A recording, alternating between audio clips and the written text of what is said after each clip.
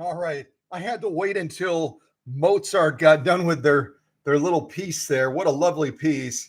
Um, but I decided to jump into the sewing right away on this Model 360 that came to us from Canada.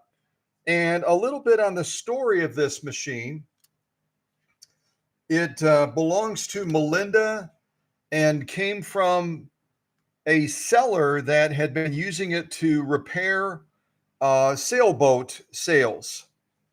And I'll be honest with you, this machine really is not designed for repairing sailboat sails, but sometimes people use machines for something that they're not supposed to be doing it with. And probably not just as a result of that, but it fell into disrepair. And Greg, a very good friend of Melinda's, decided that he would try to jump in and help out. So he searched throughout the Vancouver, British Columbia area of Canada and found a PFAFF specialty repair center. They are the experts. They know these machines inside and out, or so he thought. 1 week passed, 2 weeks passed, 3 weeks passed, 4 weeks passed, 5 weeks passed, and they finally circled back to Greg and said, "We can't fix it. We don't know what to do. We don't know what's wrong with it." And Greg and Melinda just fell into a melancholy. They were so disheartened, but they didn't give up. So they started searching the internet and they came across, guess what? They came across the Cow Country channel, started watching videos and said, "This guy knows something about these." And Greg reached out and we started talking, we started chatting. And I said, "I think I can help. But you know what? If it went through their center and they couldn't fix it, there may be something in disrepair that we have to, find a parts machine or something like that."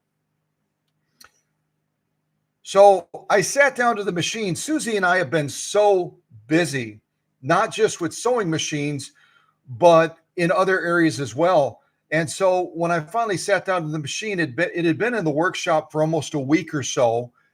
And and I'm not bragging, but within about 20 minutes, 15 or 20 minutes, I knew what the machine needed. The machine spoke to me and said, "Scott, this is what I need. Can you do it?" I said, "Yeah, let's do it."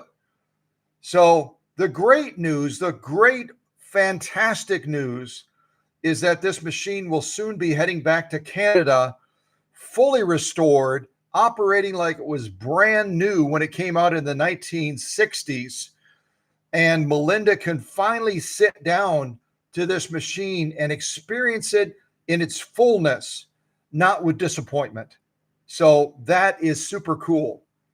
And I wanted to show you some of Melinda's work. And I also need to greet Melinda in a language that she is most comfortable or very comfortable, and that is Mandarin Chinese. So I promised Greg that I would greet Melinda by saying Ni Hao Ma in this live stream so that she felt like, wow, this is really cool. Not only did the guy fix the machine that they couldn't fix in Canada, but now he's talking to me in a language that is near and dear to my heart. So Ni Hao Ma, Hao, to my dear friend Melinda, who I've never met and probably will never meet unless I go to British Columbia and Susie and I have a chance to meet Greg and Melinda. But let me show you some of Melinda's work that she has done. And you can get an idea for the type of stuff that she likes creating on sewing machines. She loves denim, right? Who doesn't? So this is one of her machines. Let me brighten up my phone a little bit. This is one of her machines, one of her bags that she made. See if I can do this here. Let me raise the camera up a little bit. I think it's a lighting issue.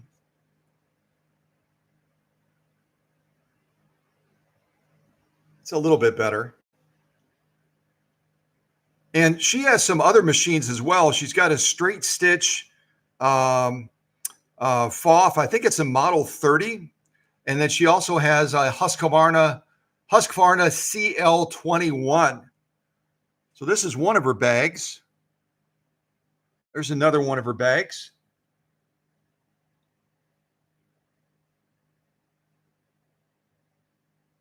I love the leaf work, don't you? As we're moving into fall and the leaves in Kentucky, I'm not sure about where you're at, but in Kentucky, the leaves are already starting to fall.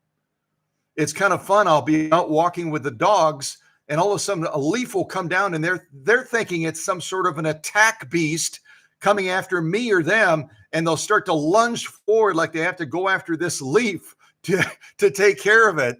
But yeah, we're already moving into fall here. The seasons are very different here. Susie can talk about it a little bit as well. She just went through a master naturalist program and has learned a lot more about our area, but we tend to be very different as far as the season changes here. Here's another one of her bags. I love this one. We have just had crazy number of hummingbirds here in the mountains. And I believe those are hummingbirds, aren't they, Susie? I think they are.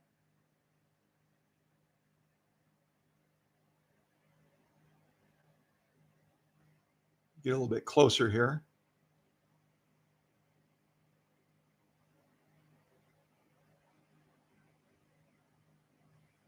Beautiful, beautiful. Yeah, Susie and I found out that they call a large group of hummingbirds a charm, CHARM. So yeah, they're just gorgeous, aren't they? Here's another one of her bags. Some beautiful tapestry work, isn't it? Really lovely stuff.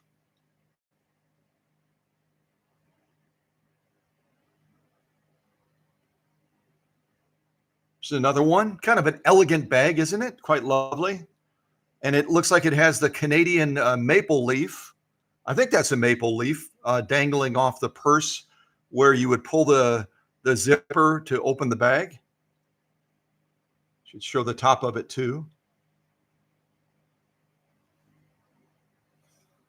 I think she stitched the maple leaf too a little bit. Let me see if I can get in closer on that.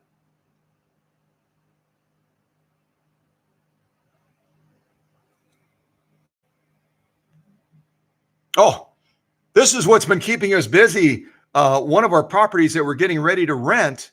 I was busy yesterday. We've been busy there doing a lot of things, electrical, plumbing, you name it, we've done it. And yesterday we were tearing out the old nasty carpet on the second floor of this house. It's quite a large house. It's 6 bedrooms, 2 baths.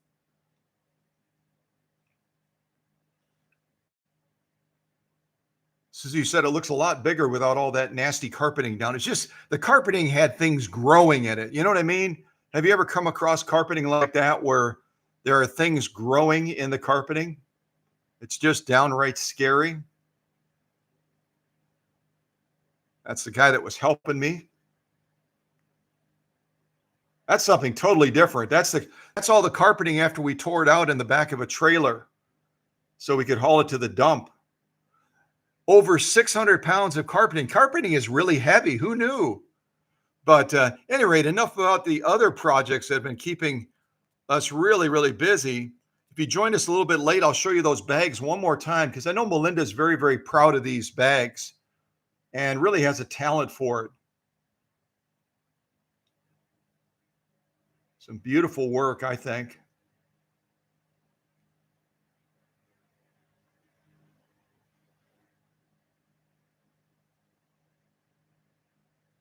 And she was so disappointed when this PFAFF 360 would not do the decorative ornamental sewing because that's really her specialty. Oh, back to the floor. So this machine was originally used by the previous owner to sew sailboat sails. A little bit about the PFAFF 360 that came out in the 1960s. It was really designed as a light to medium duty sewing machine. It has double cleated belts. It's got a fairly robust motor. Does anyone know what size motor this machine has compared to the other PFAFF sewing machines? that are from, say, the 1950s. See if I can rotate this just a little bit. You kind of see the front of this machine. Does anyone know what size bag? Oh, size bag. Now I've got bags in my head. Oh, I didn't even show you the stitch I did at the intro.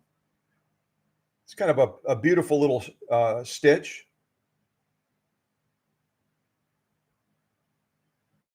This is just one of the stitches that are built into this Model 360. And our lock stitch as well. This is our lock stitch on the back. Quite spectacular.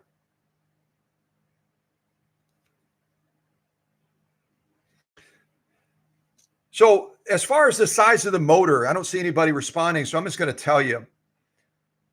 Some of the other models that preceded this one, like the Model 332, the Model 260, the Model 368 came out about the same time. And those machines generally are going to have a larger motor. They're going to be right around 1.3 amps, 1.3 amps. This Model 360 only has a 0.95 amp motor. So a little bit less than an amp. That's a lot of power. That's a lot of power, but nonetheless, it really isn't engineered for super heavy, crazy sewing. It's more of a light to medium duty machine. So you're going to be sewing dresses. You're going to be doing probably light bags like Melinda was working on in some of those shots. But you don't want to beat this machine up like you might beat up a 332 or a Model 130 or 130-6. It's not really meant for that. And that was something that Greg and Melinda didn't really understand when I was talking to them about going through the machine. It shows signs of wear, and I've mitigated that as best as I can. So the machine should give many, many years of good service to Melinda with her bag making and other things like that. But you've got to know the tool that you're using and what it's designed to do. And the Model 360 is designed to do some beautiful sewing, but it's not designed to sew sailboat sails like the previous owner before Melinda was using it for. That's really way too heavy duty for a machine like this. So depending on what machines you have in your sewing suite, make sure you're using them appropriately. And, the old principle, the medical principle of doing no harm. Don't do harm to your sewing machines. Use them as they were intended to be used. Certainly, you can push the boundaries, as you see on this channel all the time. I'm always pushing boundaries on machines to show people the greatness of that machine. But we don't abuse machines. That's just not the right thing to do. Okay. So let me show you a little bit about the journey I took with this machine, and then we'll jump a little bit more into this. I also want to give you some tips on maintaining the machine as well. So when I'm first checking out a machine like this, that even the people in Canada at the PFAFF specialty repair shop could not fix, I'm wanting to see what it's doing. It's almost like a doctor examining you and, having you cough, putting the stethoscope on your back, putting it, doing other things diagnostically and clinically to try to determine what's going on with your body. Well, we do the same thing with sewing machines to try to determine what's going on with them as we're starting to figure them out. So what I do is I start with a simple approach. I take the thread out, I take the bobbin out, and I stitch, setting the different settings on it, and see what the needle is doing. Let me see if I can get the thing lined up with the camera reasonably here. So I start to get a feeling for the machine, right? I start to see what the needle is doing when it's set on the different settings, and get a feeling for what needs to be adjusted or what's out of alignment. Here's another sample that I did early on. And this was testing the twin needle function of this Model 360. And that's one thing you all need to remind me to show you is with this stitch card that comes with this machine, there's two sides to it, and you need to make sure you're using the correct side.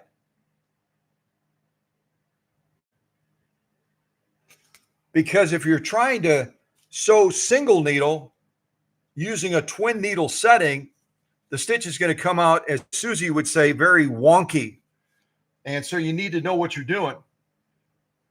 So some of the stitches that we're going to be doing today live on this live stream are some of these that I did on the final sew-offs after all the adjustments and the repairs were done to this machine. These are some of the ones you're going to see today.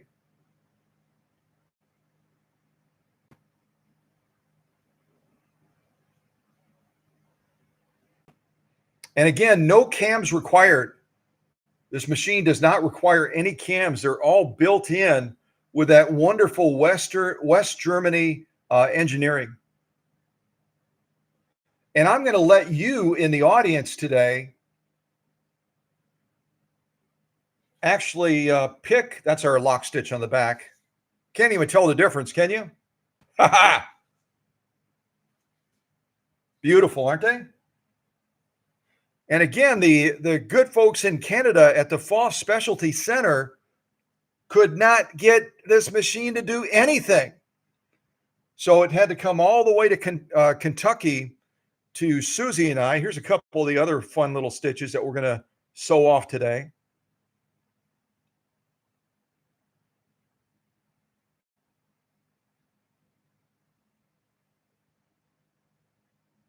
I can't quite see the laptop screen. Hopefully you're able to see what I'm seeing.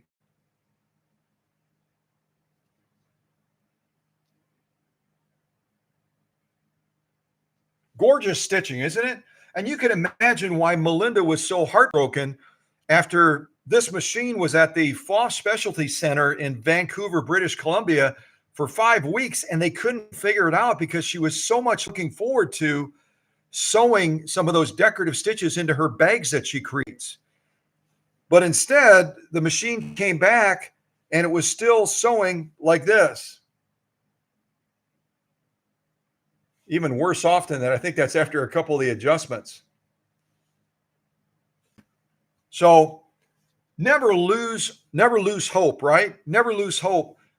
I've encountered a lot of challenges over 2 decades of doing this, but we generally can figure it out if we're patient and even prayerful about what we're trying to do with these machines. Okay, what was I going to show you next? Oh, I wanted to show you something else before I forget. When you buy replacement bobbins, see if I can angle this camera down a little bit.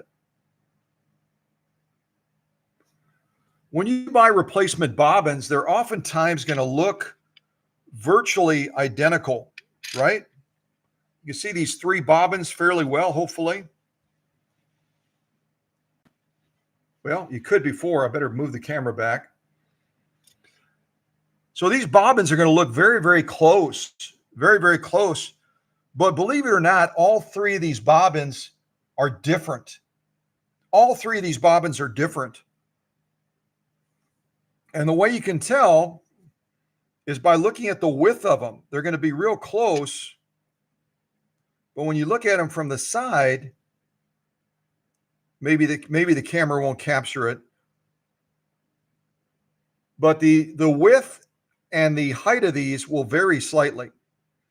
So some of the folks that are selling aftermarket bobbins are selling this type of bobbin right here, and it will fit in your bobbin case. It's even got the winding mounting point here for the PFAFF sewing machine. But what's going to happen is this spins because it's a little bit too narrow. As it spins, the thread is going to work its way between the bobbin and the bobbin case, and it's going to create jams and it's going to cause distortion of stitching. So how do you know you have the right bobbin for your PFAFF sewing machine? Remember recently, just less than a week ago, we got another PFAFF sewing machine in the workshop, and it had a class 66 bobbin in it. The owner didn't understand that it was the wrong bobbin, and that was part of the problem, but only a part of the problem that was causing issues with the machine. And so The best way to do it is to invest in an inexpensive caliper like this.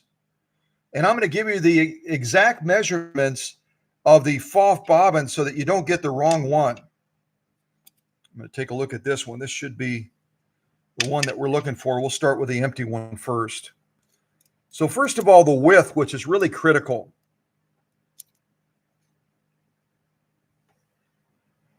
You can see if you look at the caliper, I'm going to try to get it real close to the camera. Oh, there we go. You can see the width of this genuine original PFAFF bobbin is going to be 9 millimeters. 9 millimeters wide. And then if we go to the height factor, try to get it in there as best as I can. 22 millimeters. I think that's 22 millimeters, isn't it? Yeah, 22. Now, in a sewing machine, 1 millimeter can make a difference. So if we go to this other bobbin, remember we had 9 and 22, right? So this one is really close. It's just a little bit over 9 millimeters. Probably about 9.5 millimeters, right? That 9.5 millimeters, as far as the width of it, is going to cause problems in the bobbin case. Let's check the height, see how close they got with a 22.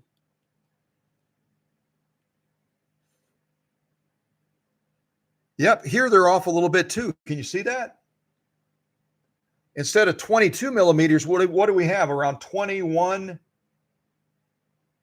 and a half, right? So they're about a half a millimeter off. They're about a half a millimeter off on this replacement PFAFF bobbin on the height and the width.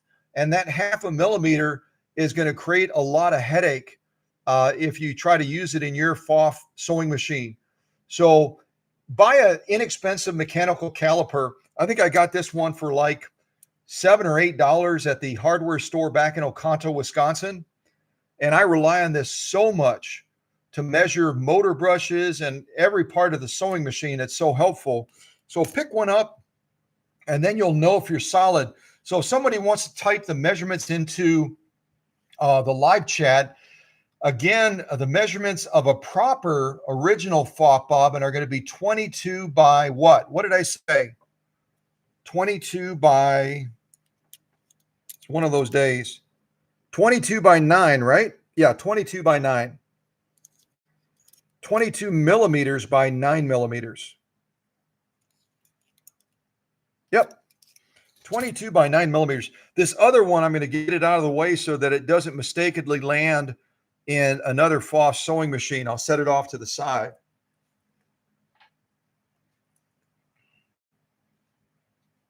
I'm going to show you something else as well, and you may not be able to see it well in the shot. I'll do my best. But this machine already came. I'm going to shut off that light. I'm going to shut off this light. And I'm going to shut off this light. So this machine from Canada came with a LED light already in it. And it's not a bad LED light at all, but it's kind of glary. I don't know if you can see that in the shot or not. It's kind of glary. It actually hurts my eyes a little bit as I'm studying it. So what I'm going to do is I'm going to send back the original bulb that's in here.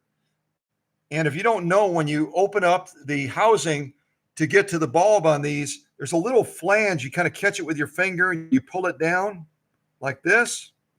That's really bright, isn't it? I'm going to give it a little twist. And I took this one out. It looks really, really close. I'll turn the light back on so you can see it.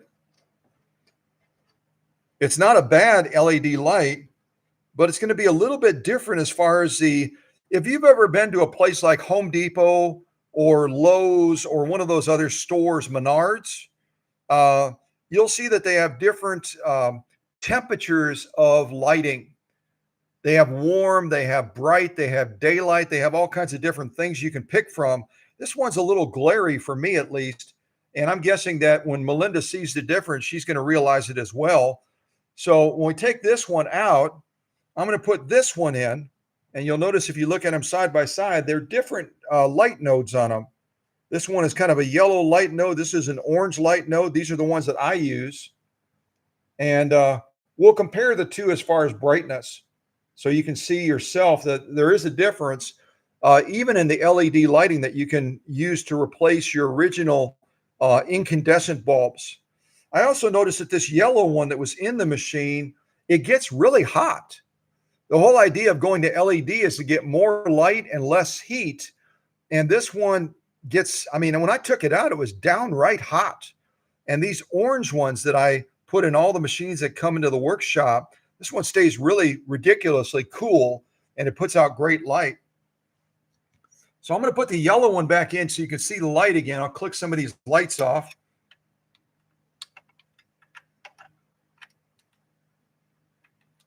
There we go. Kind of a glary light, at least I think it is. Put it back like that. You can see the brightness on the bed. It's not bad. Not bad at all. Now we'll take it out and we'll replace it with one of the orange ones, which I think gives a lot warmer light without the glare. Here goes the orange one going in. Right away, it just feels warmer to me. It just does. There's what the bed looks like. Now, I wish you were here because then you could see it for sure, but I'm going to leave the orange one in. I'll send the yellow one back to Greg and Melinda, and I think they'll notice the difference for sure. Okay, so I'm going to set this bobbin to the side. We're going to be doing a lot of sewing today. We're probably going to need to pop that other bobbin in. Or wind a bobbin. We'll probably wind a bobbin too. That way you'll have a chance to see that. Let's see here. Now, does anyone know, I'm going to back up the camera a little bit. Does anyone know there is basically 3 machines? Let me turn this other light on. There's basically 3 machines that are in the same family that are going to use a stitch card like this. Other than the 360, does anyone know what the other 2 models are that are part of the same family that use the same stitching card that this PFAFF 360 does? It's going back to Canada to help make bags for Melinda. What are the other models? Does anyone know the other models that are part of the same family cluster for these machines that came out in the late 1950s, 1960s? I think you all are still waking up. I think you're all waking up still. I should put on some more music to get you waking up and get you motivated here.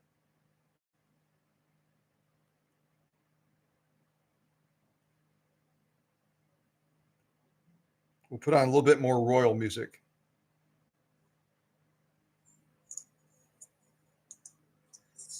Or maybe that actually ran out already. I'll be doggone.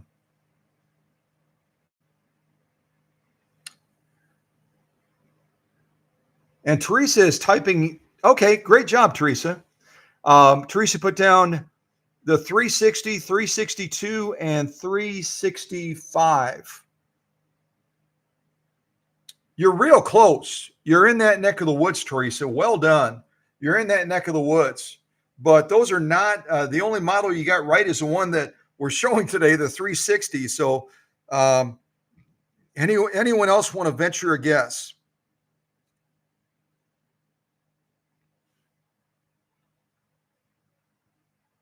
And while you're venturing a guess, I'm going to put on a little bit of Irish music, which I love.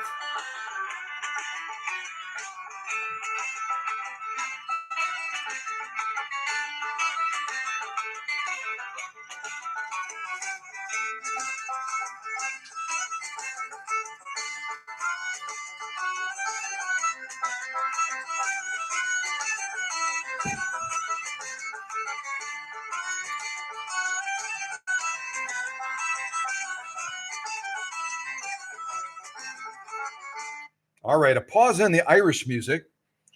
So the other 2 models that are part of the same family that use the identical stitch card like this are going to be the models 260, 260, or as you would say it in German, 260. And then the model 368, or as you say it in German, 368. 368. So the three models again that use the same stitch card in this family, like Melinda's machine, is going to be the model 260, 260, the model 360 that we're presenting today, 360, and then finally the model 368, 368. So all three of those models are going to be using exactly the same stitch card. And I want you to take a look at this stitch card right now because I want to involve all of you today in actually picking the stitches that we sew on the various materials. We're not going to do as wide of a sewing Olympics as we usually do. I'm going to be concentrating on leather. I'm going to be concentrating on 100% cotton, and then also concentrating on denim, because denim is a material that Melinda sews quite a bit. So what I'm going to do is I'm going to slowly put this up to the camera. I'm going to kind of rotate it like this so you can identify the stitches that really catch your fancy, the stitches you really think are, hey, those are really cool. I want to see that one. And then write down the number that is associated with the stitch. This stitch card doesn't have any numbers, so I just got a piece of paper from Susie, and then I attached this to the paper and wrote all the numbers around it. So if you get a stitch card, it's not going to have these numbers, but it's a good way for us to do this on the live stream so you can get involved, right? So let me get up to the camera and I'll see if I can rotate it so you can see all of these. And then you can write down the ones you want to see when we get into the sew-offs, type it into the live chat or send me or Susie a text, and we'll stitch off on that material the stitch that you want to see. And we can do the same stitch more than once. That's no problem, right? Okay, we'll start right on the top. These are some of the specialty stitches that require special settings. I'll show you how to do that today. So these are some of the stitches here, 1 through 8. We get it like that, 1 through 8. And then I'll start rotating it this way. I got to stand up. My legs got a little catch in it there. 1 through 8. We'll start rotating it. There comes 9, 10, etc. I'm not going to count them all off. Y'all can see them.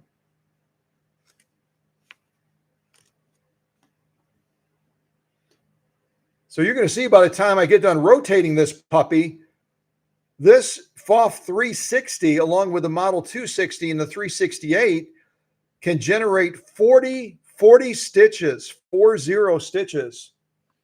Kind of go like this.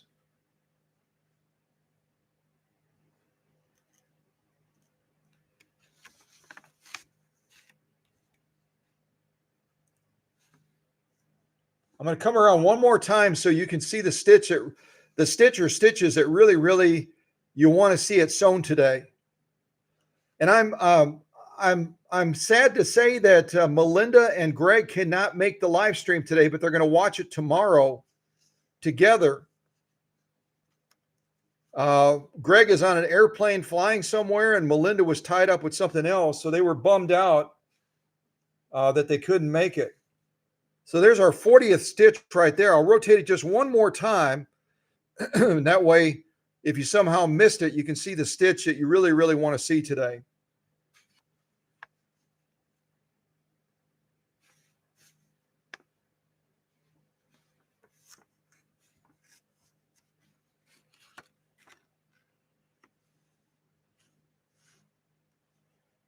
There's just so many cool stitches. It's kind of hard to pick one out, isn't it?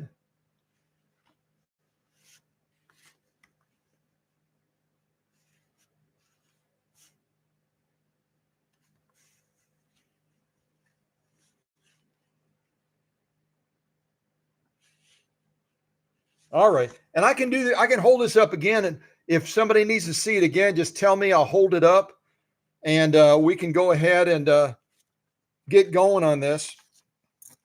Let me see what else I've got here. The other thing I should do is I should start with the basics and do my best to show you how to thread this machine as well. Let me go ahead and do that to start. And we're going to be, I should show you these as well. We're going to be using two different needles today. We're going to be using a Schmetz 9014 universal needle to do a lot of our sewing, but also when we get into the leather sewing, I'm going to move us into a size 100, which is a size 16 Schmetz leather needle. So both excellent needles. And I've done decorative ornamental sewing with leather needles before, and I've done leather sewing with universal needles, but I thought we would swap them out today and just see what the results look like when we go back and forth between those machines, right? Between those machine needles. So I'm going to set these to the side right now. And we'll start with the basics. I'll see if I can get the camera positioned right so you can see the machine straight on. Rotate it around a little bit more. There we go. That's pretty good, I think. I may have to pick up the camera. I hope I don't disconnect this. So I'm going to unthread the machine to start. I'm going to unthread it. You can see we've got two spool pins up here. They are collapsible, which is really cool. They kind of fold down flat. So we're going to take off the thread. We'll pull it off, and then we're going to thread it back through the machine. I might need Susie's help to hold the camera, but I'll do my best to do it single-handed. If she might be busy with the puppies right now. So, but I'll see if I can get this unthreaded, and then we'll start from scratch. And then you can make sure that you're threading your PFAFF 360 or your Model 260 or your 368 properly, okay? So I'm going to set the camera down. I'll back it up just a little bit. There we go.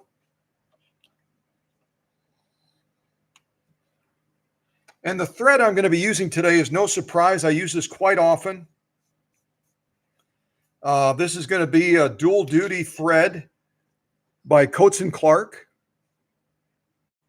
And this particular one is dual duty XP thread by Coats & Clark. For some reason, the camera's having trouble focusing on it. Let's see if I do it like that. There we go. So again, we're going to be sewing with one of two needles. Oh, hey, Susie. Can I help? Yeah, come on over. Also, you know, before we even thread it, I'll walk you around the machine just a little bit. Kind of show you the basics of the machine. We'll start on the right side like we usually do. It's going to be your on-off switch for the light. Your feed dog drop is right here. Your stitch length and reverse is right here. Your stitch length is this outer band. Your reverse is right here. This is going to be your needle position, which is also known as Control B. We're going to be, when we're setting the stitches on the stitch card today, I'm going to be talking a lot about the control letters so that everyone understands where they're located and what to do with them. So needle position is going to be right here, and it's going to be Control B. And you'll be able to tell what you're supposed to do with that by looking at the stitch card. I'll show you this example right here. This is one of the really cool stitches. It's stitch number 6. And you can see if we're setting that stitch, we've got to set the stitch length at 1.5. And then the B is the needle position. We've got to move this lever to the left for a left needle position. See that? And then we've got to move Control C, which is right here, a little bit above. There it is. We've got to move Control C to the appropriate number that's on the card. So in this case, we would turn it to 3. You can see that right there. And then finally, Control D is going to be underneath the hood right up here. You got to slide this little hood open, and that's where going to be Control D is right there. And it's really important, when you turn this dial to change between the different stitch settings, you got to go clockwise. You must turn it clockwise. They even put arrows on here, but I've still had people contact me that broke it trying to force it counterclockwise. So turn Control D clockwise. This is going to be your cam stack right here. We'll actually take the top of the machine off so you can see the inside of the machine as well, because that's going to be important for maintenance on the machine to maintain it properly. Let's see. Matter of fact, we'll take the lid off right now. The way you take the lid off is you just kind of pinch it. You got to kind of really be careful you don't wiggle it too much, Susie. I'm going to have you just hold the camera up like that. And you can kind of glance over your shoulder, see where you're pointing it. You kind of grab the top of this on both sides and just wiggle it, and it's spring held. It comes right off. I'll just take that for a second. So here you can see the Germans love to make it fairly easy on us. So they have all these different points marked in red. Most of them are really easy to see, but there are a couple tucked away, like underneath the bobbin winding tire over here, where you have to actually push the bobbin winding tire back, and then all of a sudden you can see there's an oiling point hidden right underneath there. And that's a real critical oiling point because it powers the main shaft. Single cleated belt over here that generally is fairly maintenance free, but you can certainly clean off excess oil. We got our twin cleated belts right here. And then this is a critical area you don't want to mess with other than just oiling it. These are the fine adjusters that affect all the stitch output on the machine. And these were so far out of whack, it was just crazy. So look for those red oiling points. And again, the way you can tell what needs to be oiled is when you rock the balance wheel. Anything that rocks or pitches or turns or anything like that, you want to put a drop of oil on it. Don't go crazy with the oil.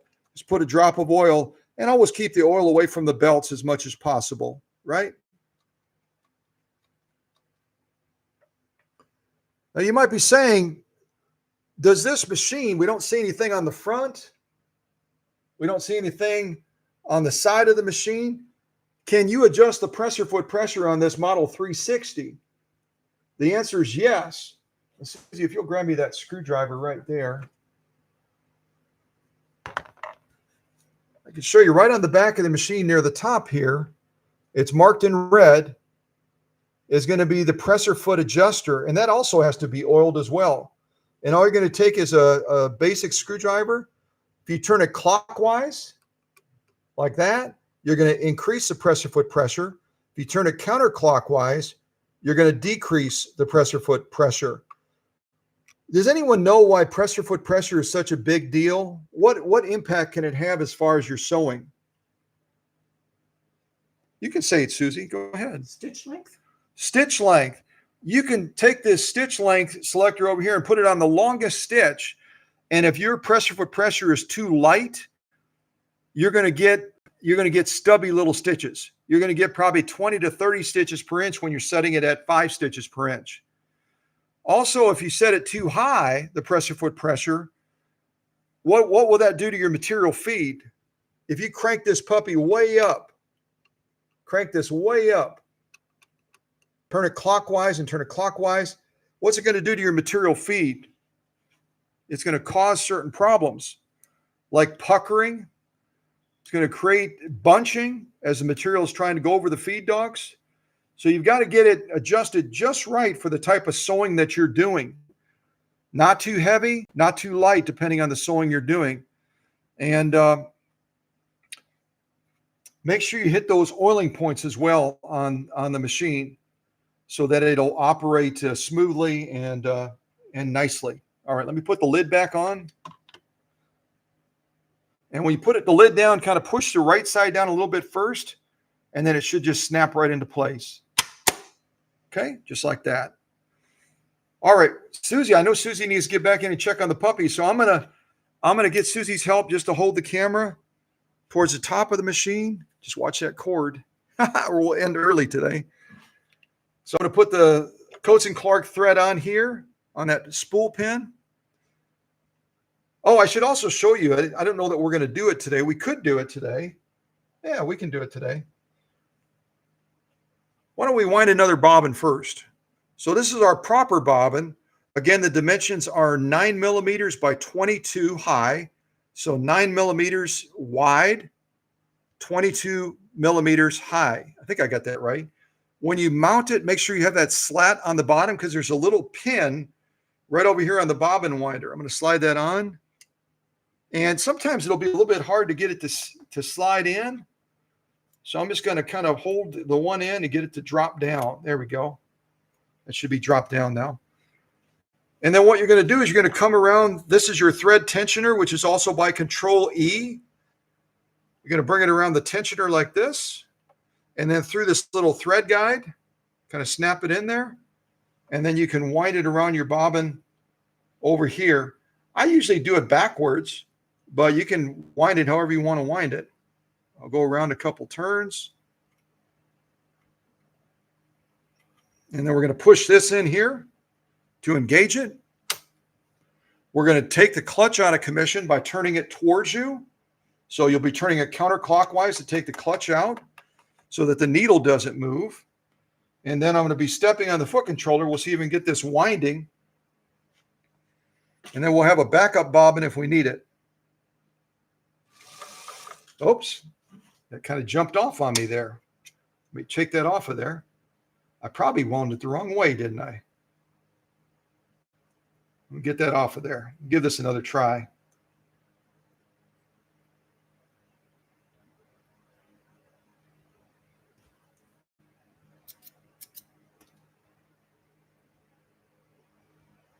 Sometimes if you're not holding that thread just right, it'll do weird things on you, won't it? All right, let me get that thread off of the bobbin. We'll get it mounted again. See if I can get it right this time. And I don't know if Susie's able to capture it or not, but if you look right now, you can see that the bobbin was kind of up like that. You got to get it so it drops all the way down and it's in contact with that pin. All right, we'll try this again now. Maybe I'll wind it the other way. All right, go around a couple times.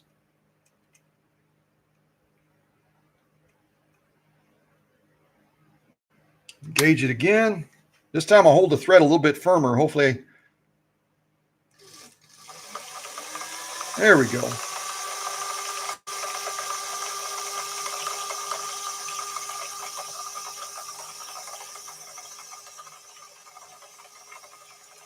I kind of put my finger on here sometimes because it gets real happy and starts jumping.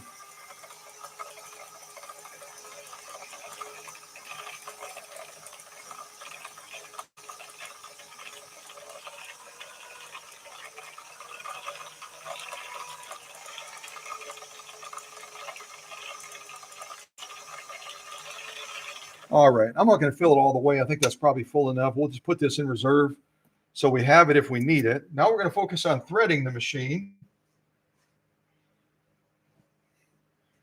So we're going to take that same thread and we're going to come through this little eyelet hole right up here, just from front to back. I just draw it through there. Then we're going to come through this thread guide on the front, right near Control C. And this thread guide right here, we're going to go through the top and then come through the bottom. And all this does is kind of guide the thread. It also does a little bit of pre-tension on the thread as well. Some machines you'll see will have up to 5 holes. And as you put the thread through there, especially the earliest models, they didn't have real sophisticated tensioners. So you would have to thread it through all of these holes to give enough upper tension to get a nicely defined lock stitch. Come through there, then we'll come through the bottom.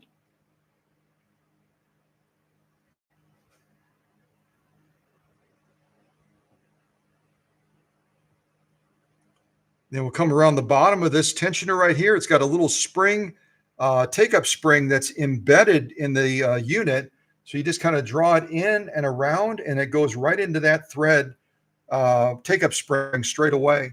Then we're going to go through The bottom hole on the take-up arm, there's 2 holes because you can do twin needle sewing with this. And I've got to show that to you on the back of the you probably can set it down now, Susie. Yeah, that way you don't have to wrestle with it as much. Okay, hon. Thank you. So now we're getting down to this. We're going to go through this thread guide right here that's adjacent to the upper tension. Just draw that thread in from left to right. And the same thing on this lower one here near the needle. Go in from left to right, just draw that thread through. And then we have another one that's kind of hidden just above the needle right here. There's another thread guide right there. Draw it in from left to right. Get that tucked in there.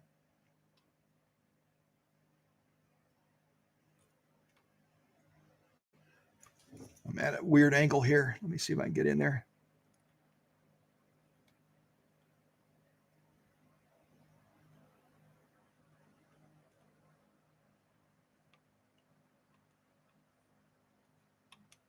There, we got it finally.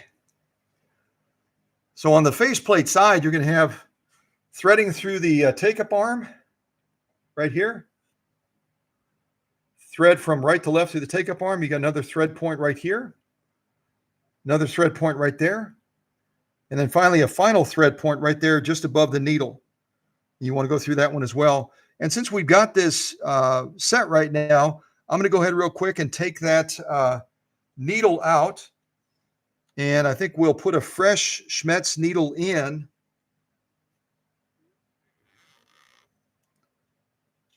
Take that one out. I beat that needle up pretty bad. Put in a fresh 9014 Schmetz needle. The flat side of the needle is going to go to the back. So make sure when you slide it in that the flat side goes to the rear as you're putting it into the needle socket. And make sure you get it all the way up and then the needle socket as well. And then tighten down that needle clamp nice and tight.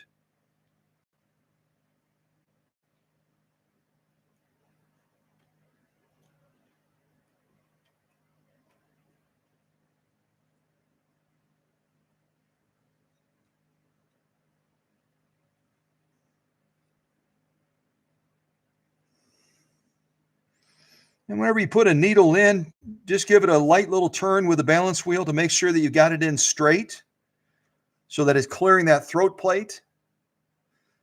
You remember that other PFAFF that we got recently, that model 130, had a lot of scarring on the throat plate where folks were sewing and pulling the material or pushing the material, and that'll create a lot of problem with that thread coming out of the bobbin as it's going through the sewing process. Just going to check that tightness one more time.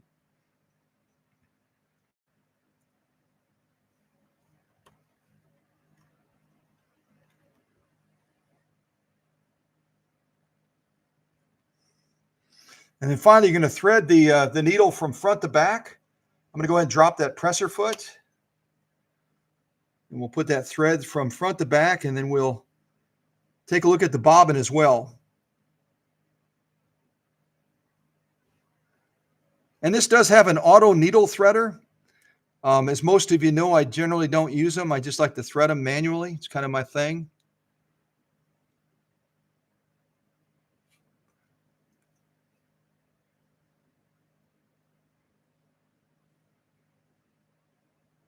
And all of you that love auto needle threaders said, I would have had that done 20 minutes ago, Scott. Draw that up and bring the thread to the rear. Now to get to your bobbin case, you're going to open this little door right here and then grab that little flange on the right side. For those of us that have bigger hands, it's kind of a chore to get in there, but get in there as best as I can and kind of pop that open.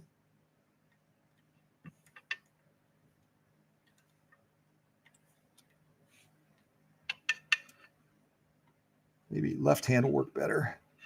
There we go. Oh yeah, we're really quite low on thread here. We probably have to put another bobbin in during this live stream, I'm guessing.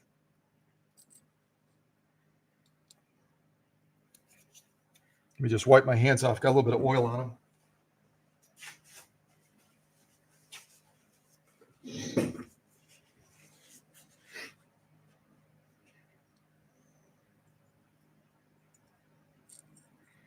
All right, I'm going to separate these two. And here's our bobbin case. Most of you know pretty much by now that most bobbin cases are going to have two screws. If you look right here, you'll see a larger screw that's well defined, the black one, and that's going to be your adjusting screw. If your top stitching looks really loose and you can't get it balanced by adjusting the upper tension, then you can always turn this screw in very small increments clockwise to increase the pull down. The bobbin, as many of you know, having been part of the class for a long time, the bobbin is going to be pulling down in the sewing process, defining that top stitch. The upper tension is going to be pulling up to define that lock stitch. So they're in a tug of war. This bobbin case is pulling down, the upper tension is pulling up, and if one is winning over the other one, you're going to have an imbalance in how the stitches present. So that's when you generally can adjust it up here. You can generally adjust it up here on the upper tension. If your lock stitch is too tight, you can back off on this. If your lock stitch is too loose, you can increase this in small increments to tighten it up, but sometimes that's not enough. And so you can make adjustments here in real small increments, adjusting this black screw to define the top stitch more, turn it clockwise, to take away the emphasis of the top stitch, which will give more definition to the lock stitch automatically. Then you can turn it counterclockwise. And then that's just your set screw right here on the right, the little one, that's going to hold this band in place. Periodically, because of the type of thread you're sewing with, the material you're sewing with, you'll have to very carefully take that set screw out and remove this band, and then take a Q-tip swab with some rubbing alcohol and clean the band on both sides, clean the surface of the bobbin case, and then reattach that screw again so that it's on there properly. Okay? You can also clean the inside of the bobbin case as well. I would say probably about every 12 to 14 hours of sewing, you'll want to take your bobbin case out and swab the inside. I'll show you. It's real simple. Just grab a Q-tip swab and a little bit of rubbing alcohol.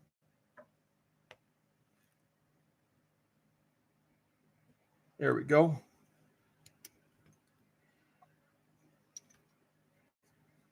And don't soak it. You can just put a little bit on the end. Just a little bit on the end. And those of you that have been part of the Cow Country family for a long time have seen me do this many times, but it never hurts to repeat, because that way you remember exactly how important it is. So we're just going to swab the inside of that. You also want to swab the inside of this. That it rotates, that it's going to spin. The hook is going to spin on the inside of there. Kind of push the Q-tip through a little bit. Get that cleaned as well. You can see we got a little bit of dirt off of there.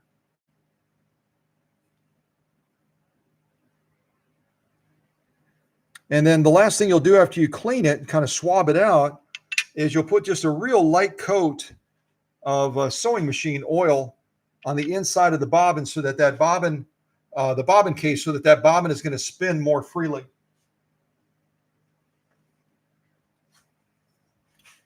So on the other side, I'm just going to put a tiny little drop of machine oil and just put a light little film on the inside here, around here, because that's going to be mounted on the machine, and you're going to have parts that are spinning, and also on the inside as well. And if it gets stuck like that, these are cheap Q-tips from the Dollar Tree. They just go from the other side and push her out. Whoop! There we go. And you can see, even as thoroughly as this machine has been serviced, you still get dirt all the time off of the machine, all the time. Yeah, we're almost out of bobbin thread. That is really, really low. It's really, really quite low.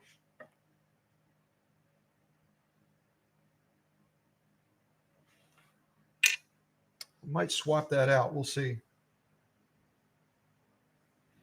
Just going to double check my measurements on these other two bobbins to make sure that we've got the correct one.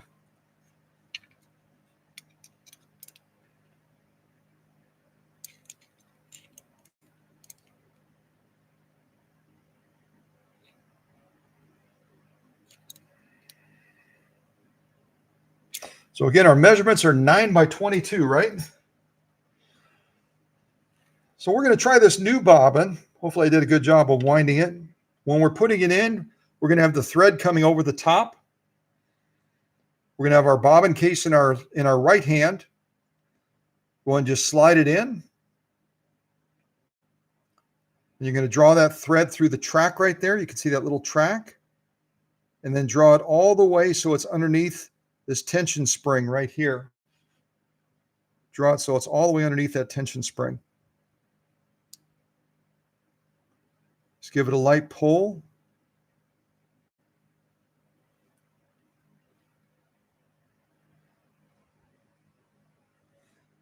All right, we're going to put this into place. When you put it into place, you'll have the thread opening facing up, like you can see it right there, and then you'll just snap it into place.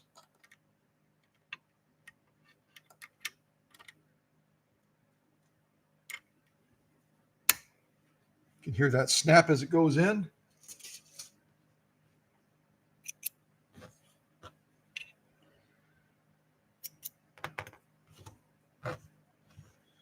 And I'm pretty sure we're going to need another bobbin, maybe not, but I'm going to go ahead and wind one more bobbin so we've got an extra bobbin just in case.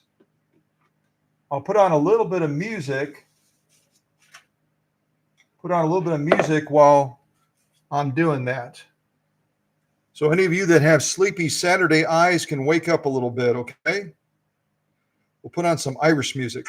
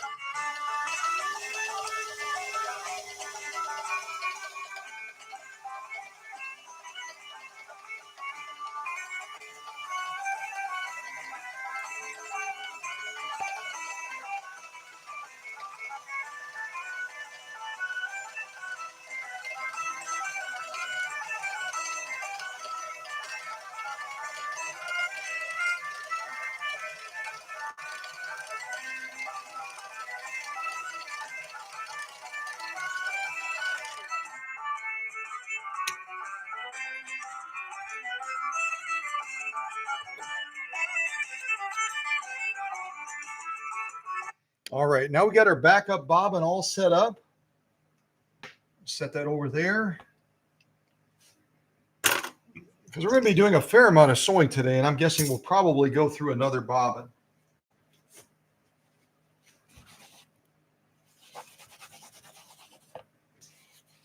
Okay, let me rotate the machine around.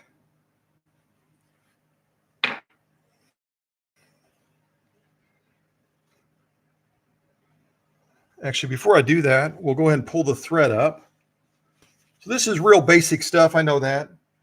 But if you've got the machine set up, we've got it all threaded up, we've got the bobbin in place, we've got the bobbin in the correct position and everything. Now we're just going to reach around and hold that thread in the back, turn our balance wheel towards us so we can draw that thread up.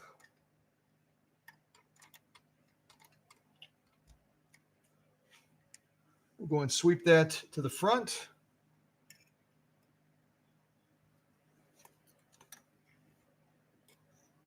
There we go. And we'll get that underneath the presser foot. Let me trim that thread just a little bit.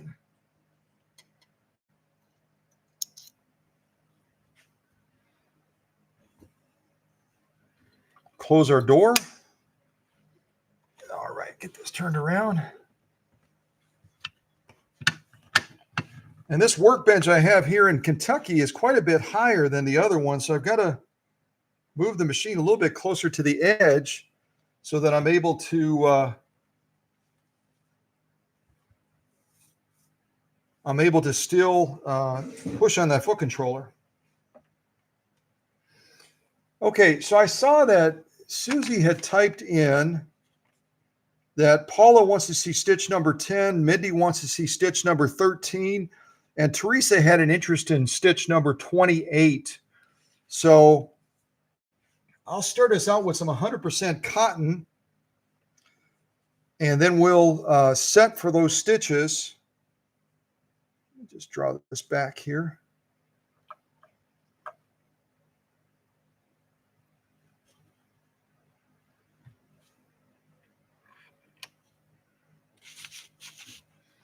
We'll start with Paula's.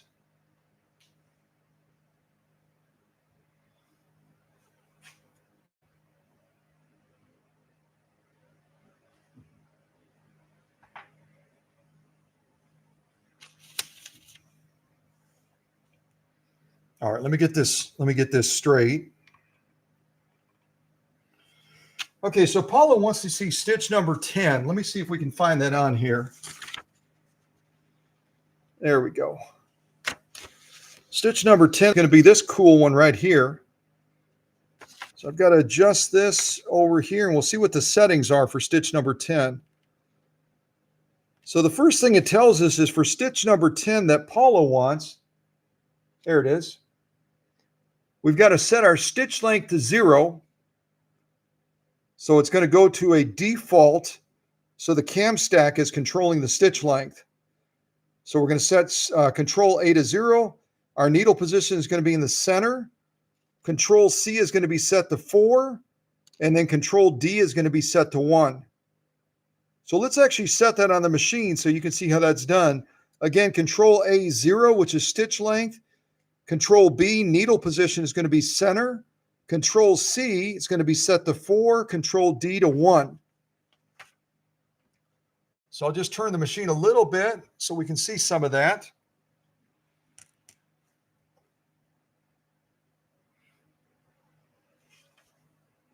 So Control A to start. Again, our stitch length, this one right here, the outer band, I've got to turn that counterclockwise because I had it set on 1.5, which is what some of these blue stitches, if any of you picked any of these stitches, we'll have to adjust the stitch length from 0 back to 1.5 to do any of these. So I'm going to take it down to 0. Then we've got to go Control B, center. So I got to move this back this way.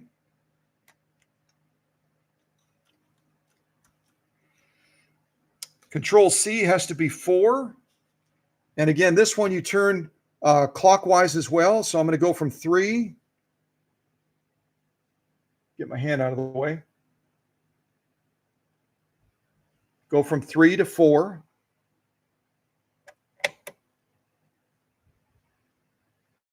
And then finally, Control D, we've got to turn it all the way to 1. Again, you're going to turn it clockwise. Thankfully, we only have to turn it just a few clicks. So that's 7, 8, and 1. So now we have Control D set on 1.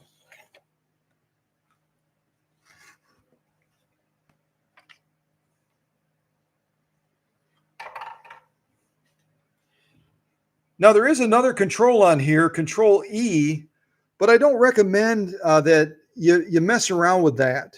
Control E is going to be either on or off, and then it's going to change the pattern frequency, this control up here. I've got it set perfectly right now, so I'm going to encourage Melinda and Greg just leave it where it's at.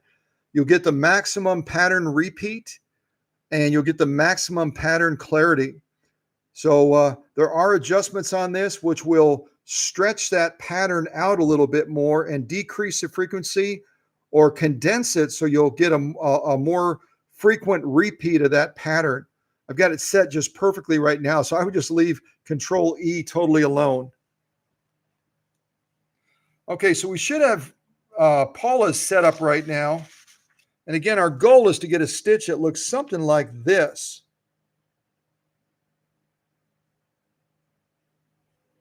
The only other thing we have to adjust, and I may have misspoke just a little bit ago, I pointed at this control, and I think I said stitch length. I meant to say stitch width. So take that out of your mind. This is our stitch width and also our pattern preset that will tap into the cams. So our stitch width, this is going to be, it's basically going to allow you to manually adjust needle position, but in most cases, the cams are going to take over. This is going to be a preset needle position. Stitch length is down here and then reverse. So I got to get that right. I'm off my game a little bit here. So stitch width, this is going to, you're going to see this moving with some of these cam functions. It's going to be adjusting that stitch width by the cam function, manual needle position, stitch length, and this is our reverse if we need it. Okay? So hopefully I didn't confuse too many people with what I said the first time. Okay, let me set that over to the side, get the machine turned around so it's facing me. Get the camera down so you can see what's happening down at the needle. Okay, and again, we're just sewing 100% cotton. It's going to be 2 layers of 100% cotton. I've got a little bit of stiffener in there right now. And we'll try out this first stitch that Paula Noel picked out, okay? And always make sure when you launch that your take-up arm is at the highest position so it's ready to downstroke. That way you're not going to get any bunching. You're not going to get any poor feeding with that material. Okay, I'm going to double check I've got everything set. Looks like I do. All right, let's give this a try. Here we go.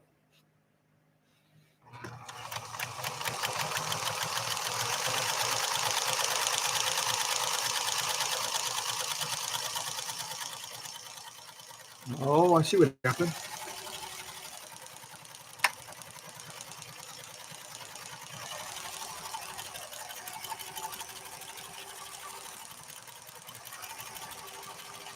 I'm going to sew this one more time because it when you're going from the mechanism set between the different set points, it sometimes takes a little bit for that cam stack to turn around all the way and to pick up that function. You can see initially as it was starting to pick it up, we were getting just a straight stitch because that cam stack was still working its way around to start generating this decorative stitch. And then finally it kicked in down here. So we're going to sew that one more time.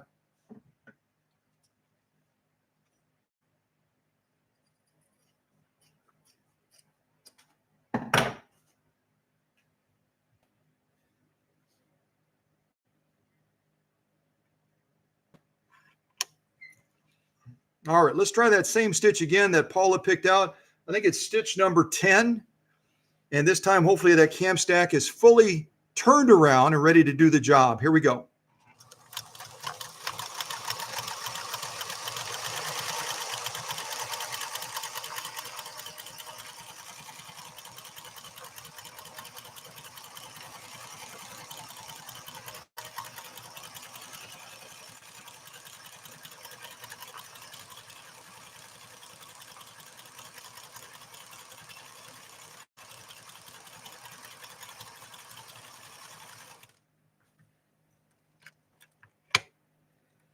I'm going to have to watch my hand. My hand is getting in the way of the camera, and it's kind of focusing on my hand instead of focusing on the stitching. All right, let me give that a clip. Give this a clip.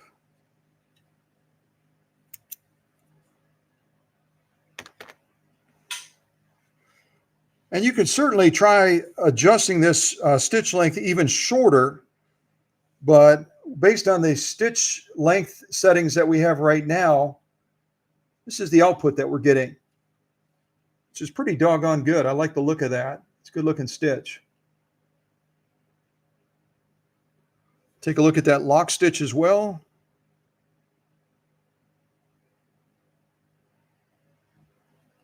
So if you wanted to get it, if you wanted to try to get it even tighter, the only problem you get is sometimes on launch, it's going to misfeed a little bit. You can adjust this stitch length. Where is it? You can adjust the stitch length even a little bit shorter. Right now, we're way, way down in the range. Right to there.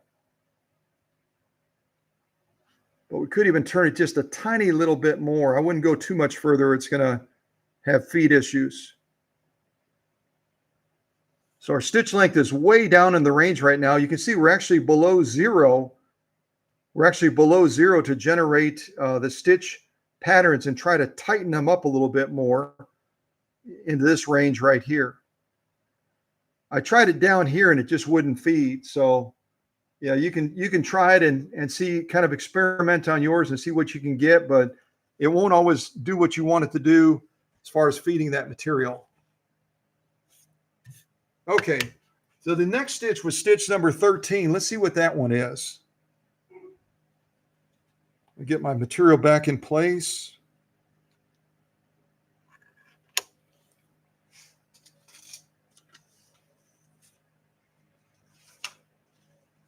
Okay, stitch number 13 is going to be right over here.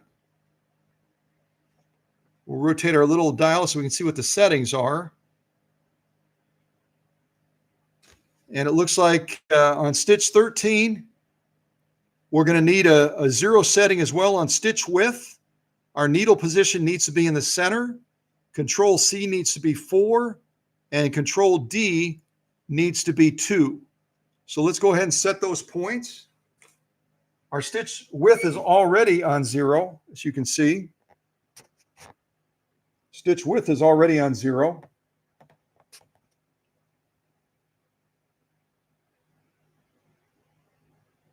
That's going to be our little set point here. You can see a little red mark. Kind of faded a little bit, but set your stitch width on 0.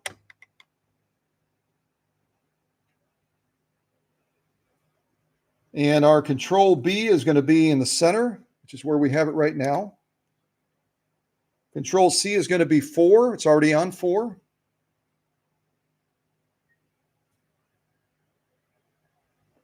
And then Control D has to be on 2. So we're just going to click it one time. Okay, set that right there. All right, let's see if we can get this next stitch going. This is one that Mindy from the great state of Arizona picked out. Try this one next.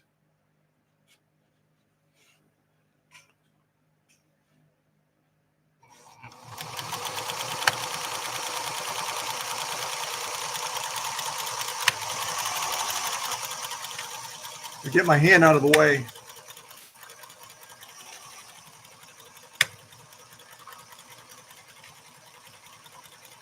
You can kind of see what's happening to that handle in the front too.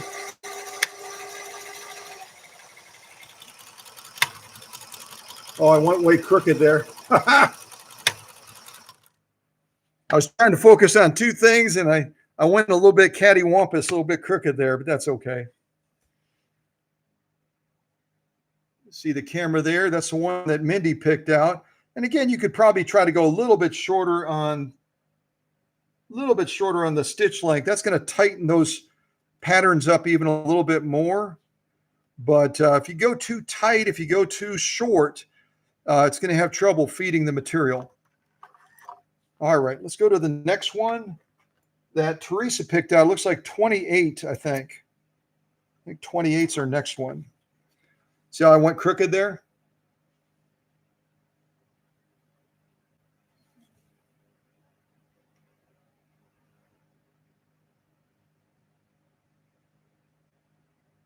Yeah, they look real similar, don't they? They look very, very similar. Very similar in how they present.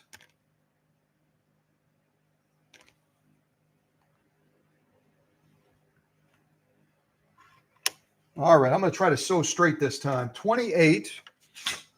So for 28, we need to go all the way over to here.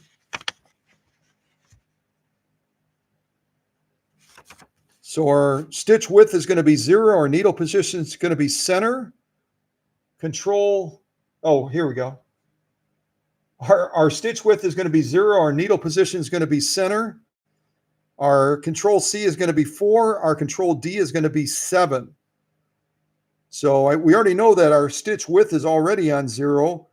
Our needle position is already in the center. So we just have to look at control C and control D. 4 and 7. And it looks like control C is also already on 4. So now we just need to put control D on 7.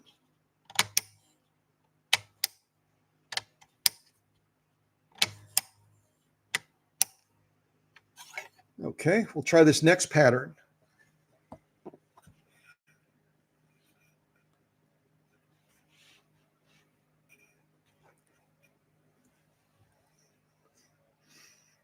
Okay, this is stitch 28 that Teresa picked out.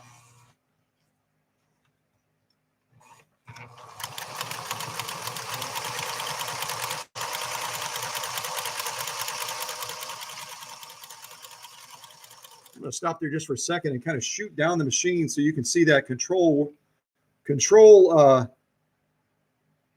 adjusts stitch width just goes bonkers on this one. But you can't see it from that angle. Hold on.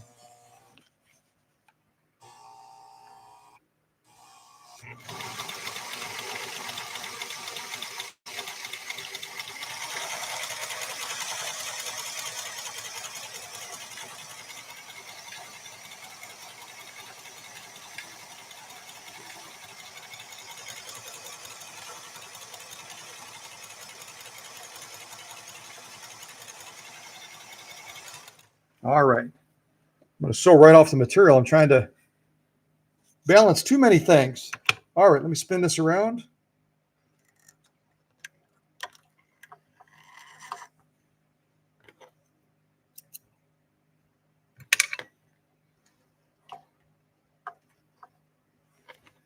Well, I am sewing more and more crooked with every single start here.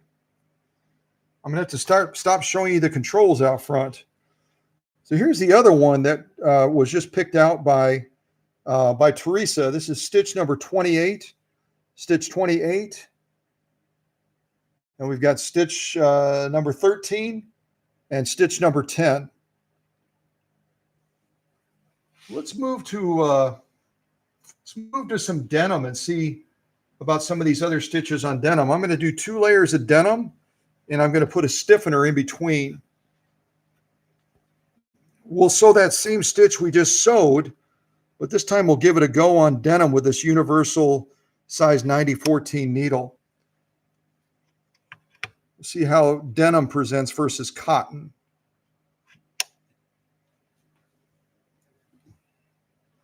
All right, so the same stitch that Teresa picked out, stitch 28, but this time we're going to stitch it on 2 layers of denim with a stiffener in between. I just got to adjust that denim just a little bit.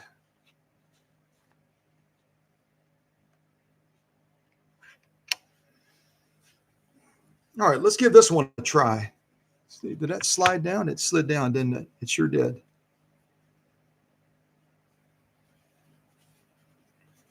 Okay, that's pretty straight now.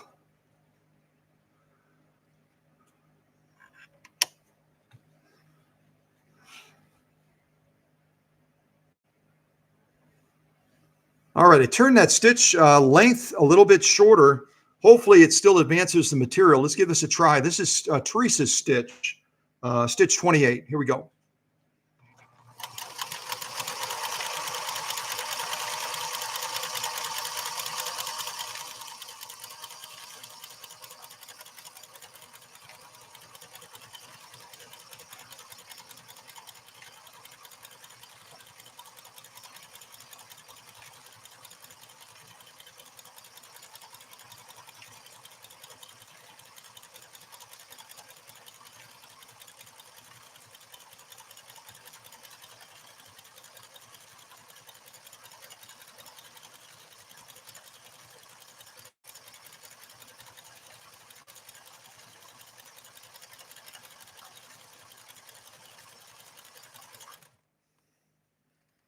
Yeah, I like the way it presents better on this denim with this stiffener than it did on the cotton. It's really quite lovely, isn't it?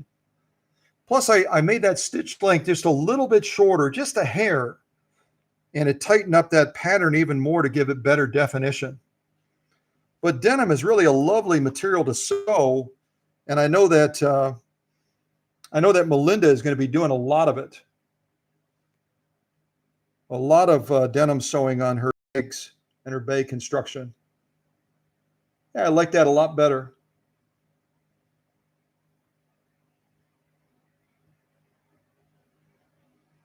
Much nicer on the denim.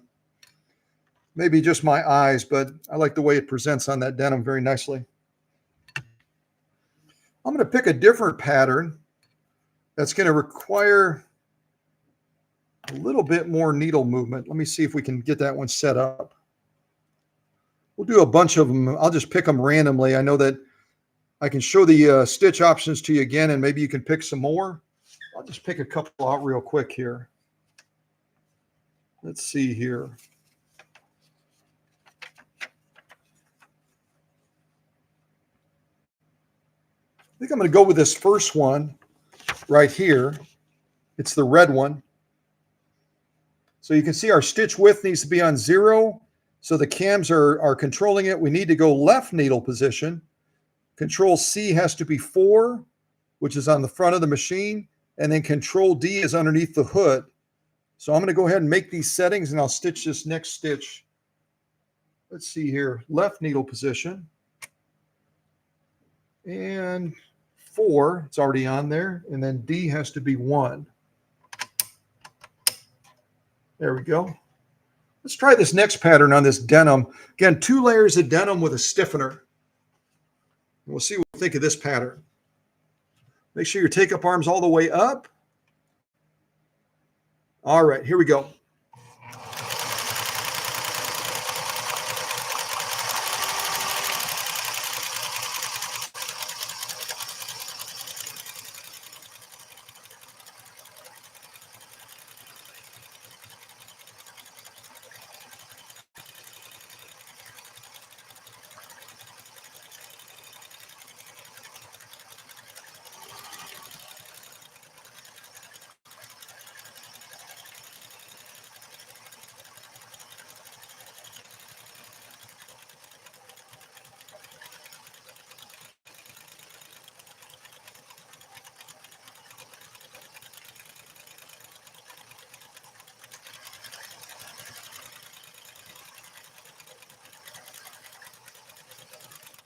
All right, let's take a look at this pattern.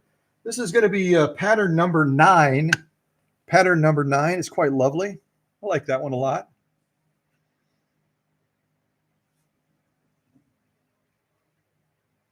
Let's take it out of there and we can get a closer look at it.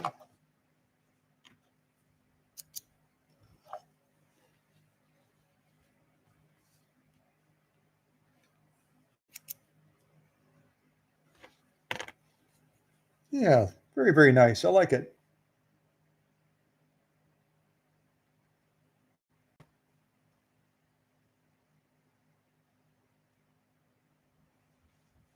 Look at it from different angles. Presents real well this way too. I like this a lot. Yeah, very nice. Very nice. All right, let's do another pattern on here. We'll do quite a bit on denim because it's going to be pretty much Melinda's go-to. I think she's going to be using a lot of denim. Let's see here. Let's do this one here. This is kind of a different one. This blue one right here gives us some pyramids, and then we can do the opposing pattern facing it. So we'll do pattern 15. We'll do pattern 15, and then we'll do pattern 17. 15 and 17. So for 15, we need to set our stitch width to 0. Needle position needs to be to the left again. Control C needs to be 4. Control D needs to be 3.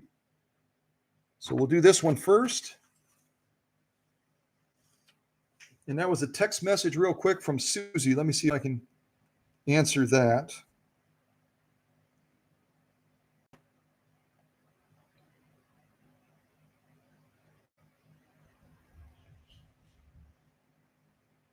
Okay, Susie's saying when I sew too fast, it vibrates the camera and giving blurriness. And I saw that on the screen. Let me see if I can lean it a little bit further away. Let's see here. Maybe I can put a book underneath it or something like that so it doesn't vibrate as much. I don't think I have any books out here. Let's see here. Maybe I can put it on top of a Guggenheim box. Maybe that'll help.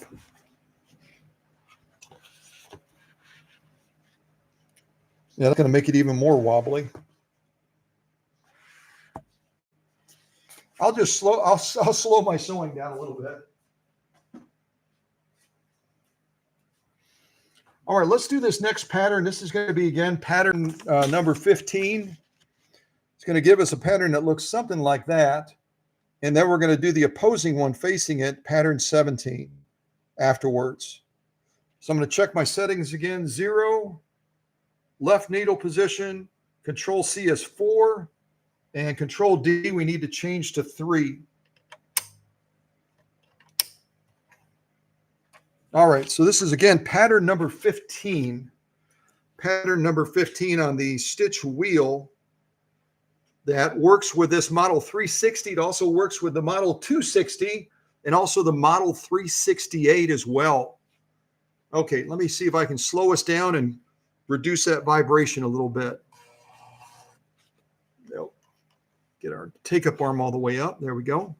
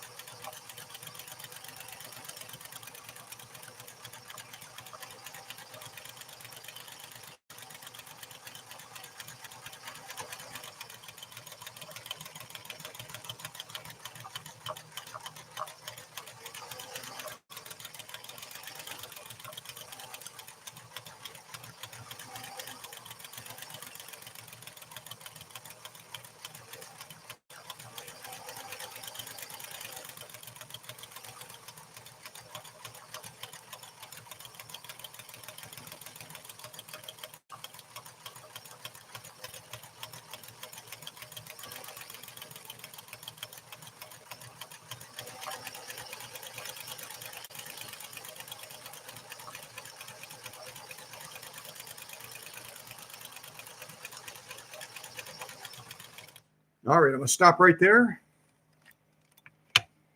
You can kind of get a glimpse of that pattern. Really quite lovely. It's like a pyramid pattern. I'll go ahead and do the opposing one now so that they seem to be kind of doing a face-off together. And again, we're sewing with a Schmetz 9014 universal needle. Universal needles, if you're not familiar with them, are able to sew a wide range of materials. Silk, satin, denim. You can even use universal needles for leather as well. All right, to get our material set up. Now we're going to set it for the opposing pattern, which is pattern 17. You can see it right there. So we need to see what the settings are for that. The 0 stands again for the width. This time we need a right needle position. Our Control C needs to be on 4. And our Control D needs to be on 3. So I'm going to go ahead and set those.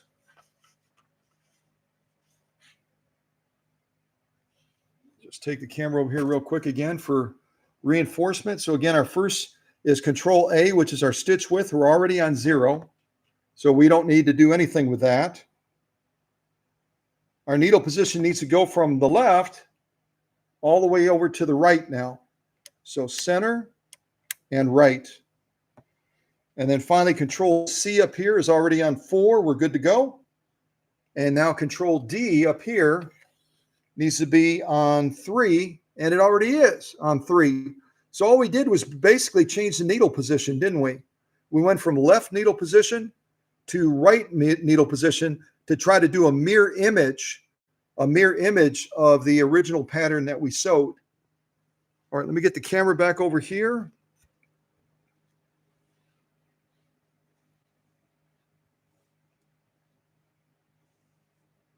Okay, let's try to do the mirror image of this other pyramid design that we just did. Just going to double check our settings. Control A is 0, right needle position. Control C is 4. Control D is 3. All right. So we should get the opposite image, basically a face-off. Get my take-up arm all the way up. Here we go.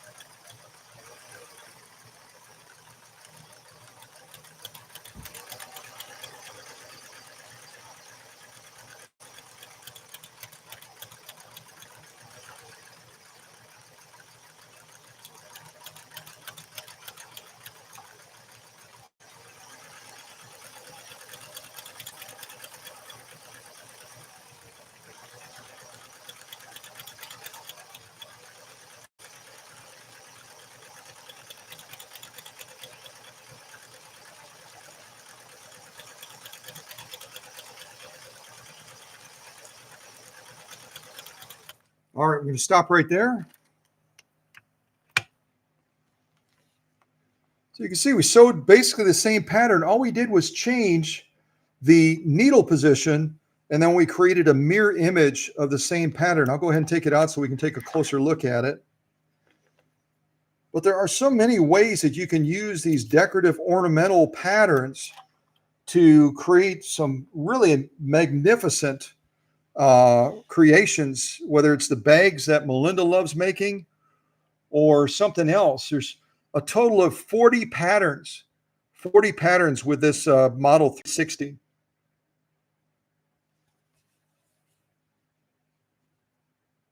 Really quite lovely, aren't they? Our lock stitch on the back, equally spectacular.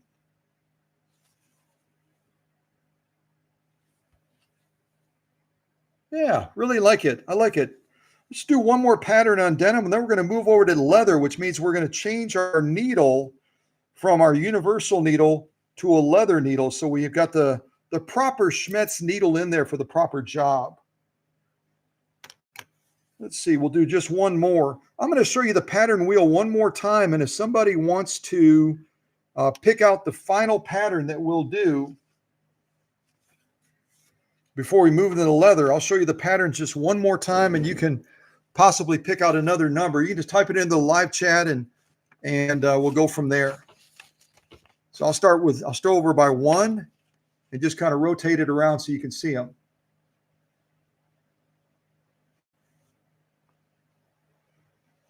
But we'd have to have a big chunk of material to do all 40, wouldn't we?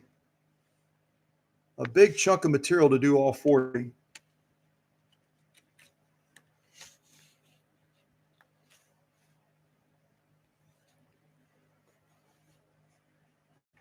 And again, this pattern wheel, this stitch card will work on 3 models.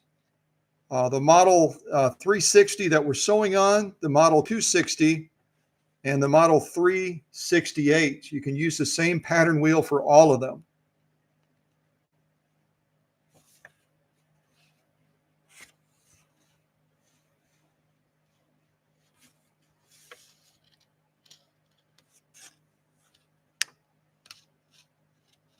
I'm having a lot of trouble keeping this straight today. All right, I'll see if anybody types a number in. Otherwise, I'll just pick a last one. And let's see here. Nobody's typing anything yet.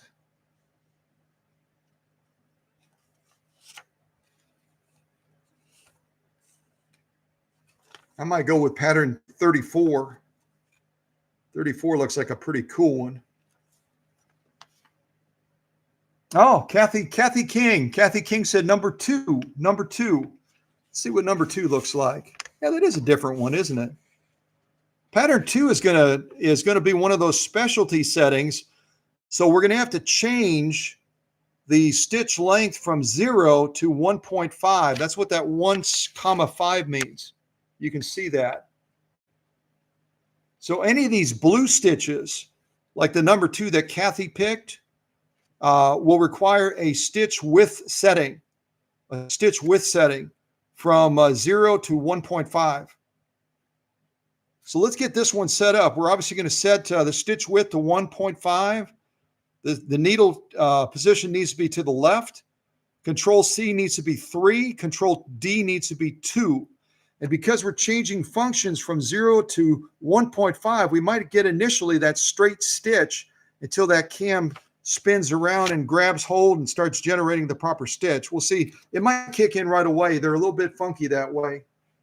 So let's see what we can do. We're going to take our stitch width first of all. Our stitch width is this again.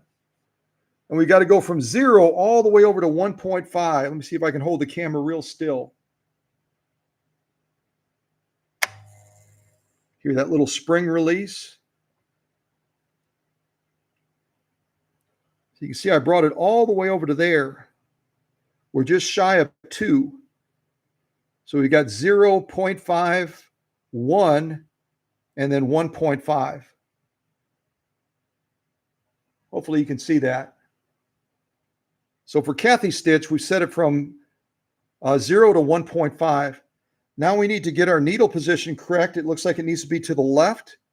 So we're going to move this back to center and then left. Control C needs to be on 3 instead of 4. So we got to go all the way around. And now Control D needs to be 2 up here. Right now we're on 3, so we also have to go all the way around. Okay? Now we're at 4, 5, 6, 7, 8,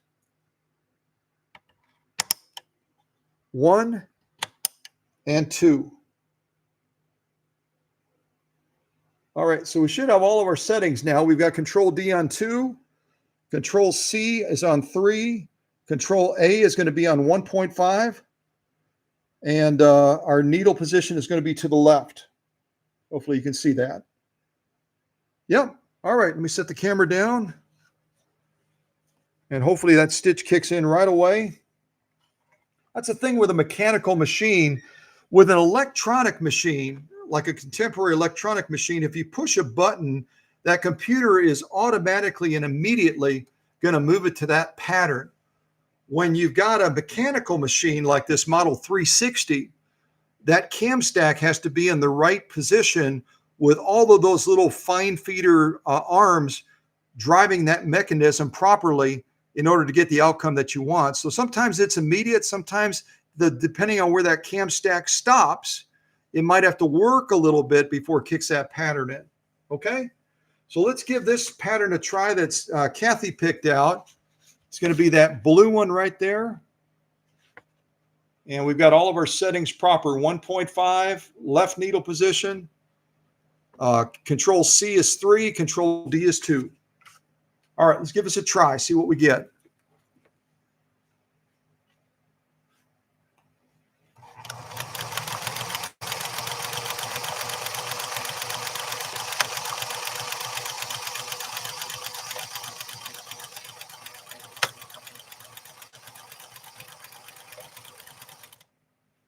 Just adjust the camera just slightly there.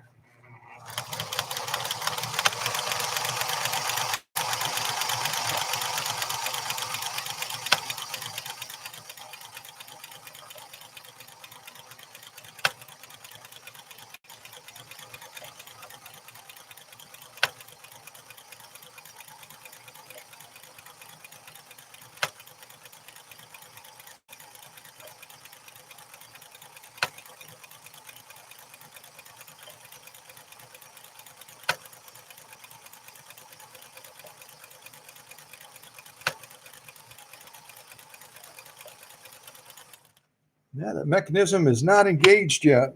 Let's see if I can.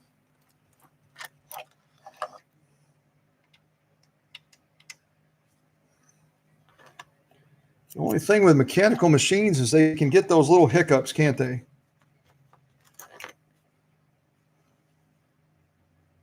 Yeah, we got a real tight zigzag on that. Let me see if I got to adjust that stitch width just a little bit different.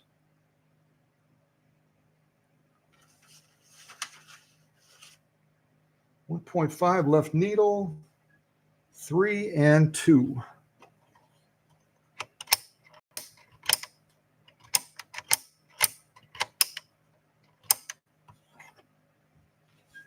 All right, I'm going to give it one more run on that particular stitch.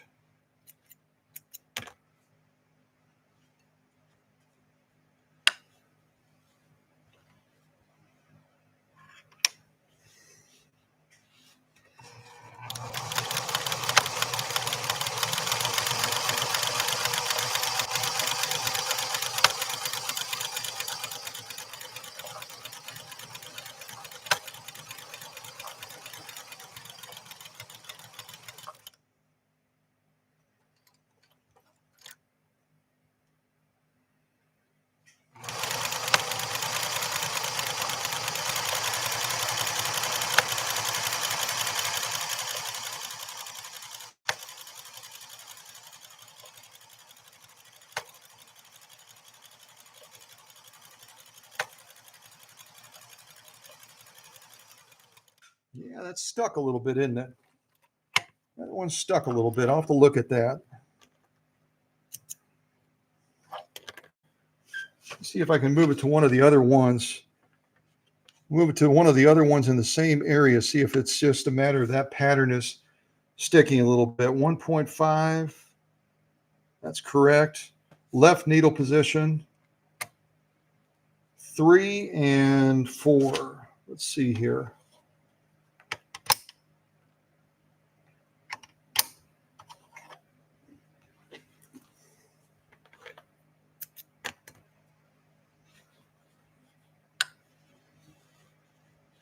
Got just enough room. See if we can get this one to work.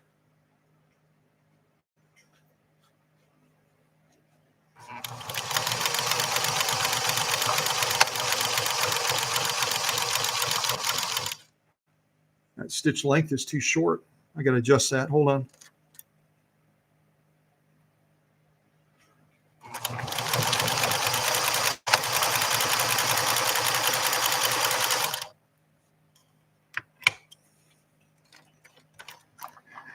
Yeah, I got that set too short.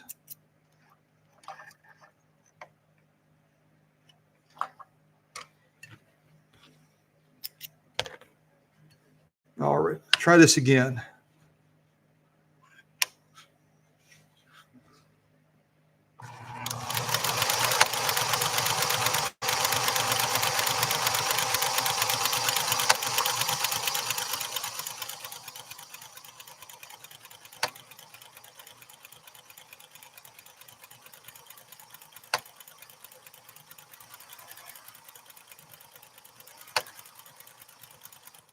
That one is still sticking. I'll have to look at that. That was functioning perfectly last night when I tried it. But there's something sticking right now. I'm going to move that denim to the side with the other stitches we did. And we're going to move over to leather for a little bit. It's probably getting anxious and it wants us to do leather instead of doing denim. Now, we've done a lot of denim already on those primary stitches right there. All right, I'm going to move us back into the primary stitches. We'll get some leather in there, and we're going to change out the needle to begin with.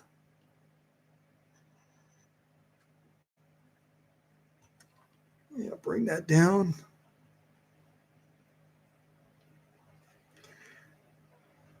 Yeah, you can always count if you're doing a live stream, something weird is going to happen. So I've had that happen before.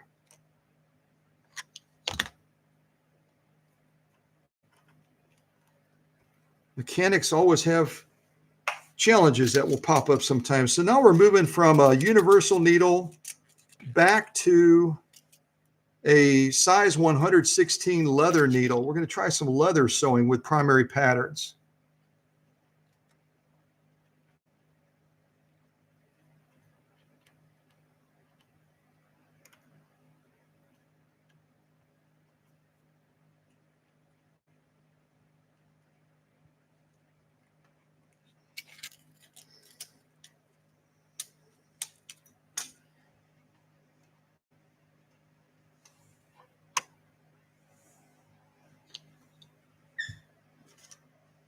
All right, let's see what we're going to do here. I think I'll try sewing this pyramid one first. Drop that.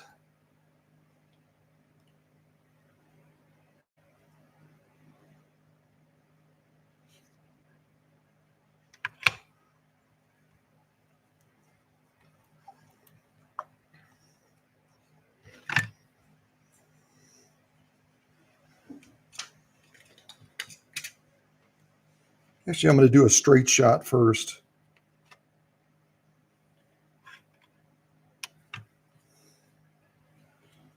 That's a little bit too long. Let's go this way.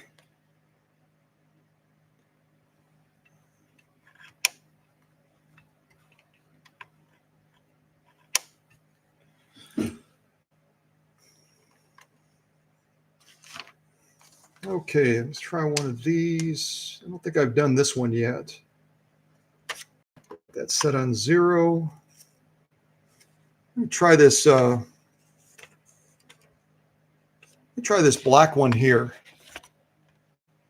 This one right here. Number 22. 0, center needle position, 4 and 5.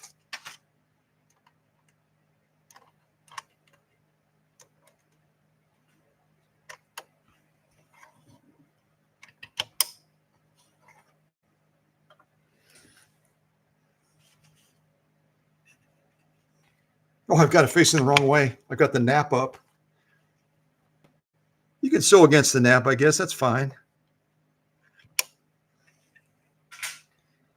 All right, let's see how our mechanical machine is doing now. Let's sew this other pattern. Here we go. Just checking all my settings.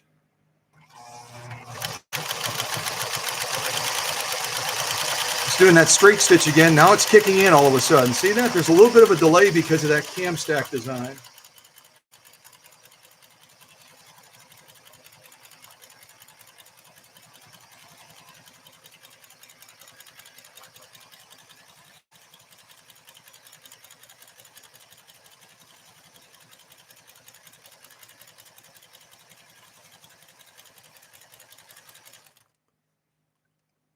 Okay. Oh, I like that one a lot. That's really cool. It almost looks like a fish, doesn't it?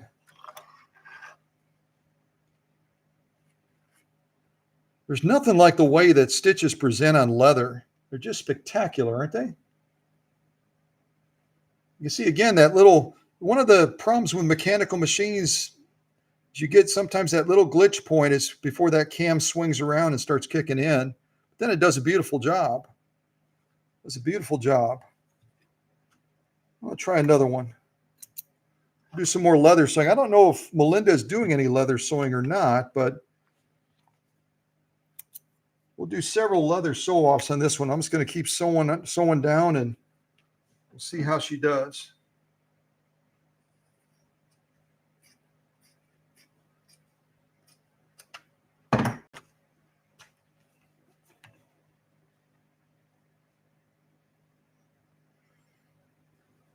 I'll do something novel like sewing straight. At least I'll try to. All right, let's do another mirror image one. We're going to do this yellow one here. We'll do this yellow one here. 0 on stitch width, left needle position. C is going to be 4, and D is going to be 5. And then we'll do the opposite of it right after that. 0.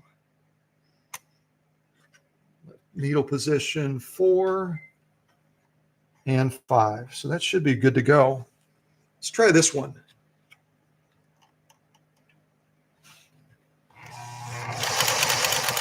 You notice how when I initially hit the foot controller, and this has an original PFAFF foot controller, but again, because it doesn't have that added benefit of that 1.3 amps like a lot of the other earlier PFAFF models, it hits that leather and it pauses for a second. You probably saw that because we're dealing with a 0.95 amp motor instead of that 1.3. That really makes the difference. That's why I say this is a light to medium duty sewing machine. It's not a heavy duty sewing machine.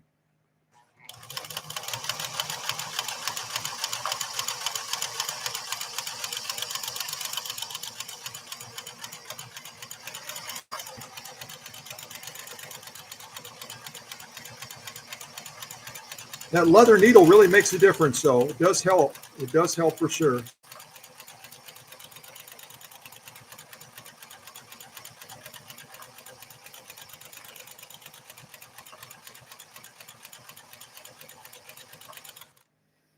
All right, we're going to stop right there. Oh, I love leather, don't you? That's absolutely gorgeous. Go ahead and do that opposing mirror image of the same pattern now.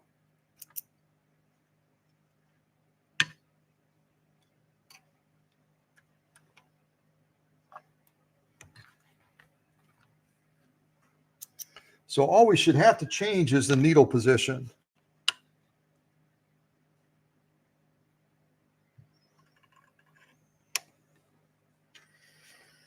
Okay, so we did pattern, that was pattern 21.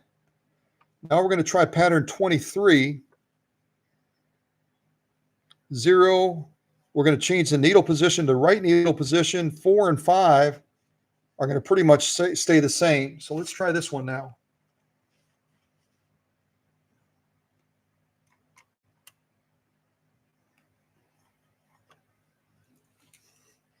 And I'm sewing on genuine cowhide right now. I forgot to mention that. This is genuine cowhide, probably about 4 or 5 ounces of leather.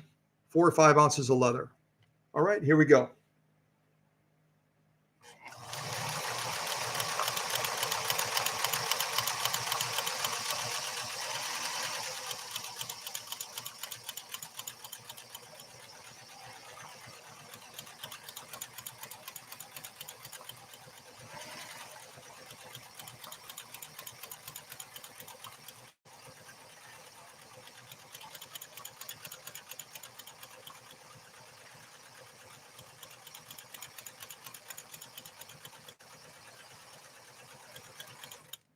All right, I'm going to stop right there.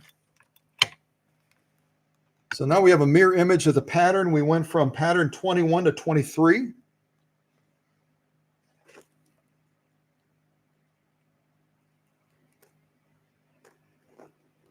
Very, very nice.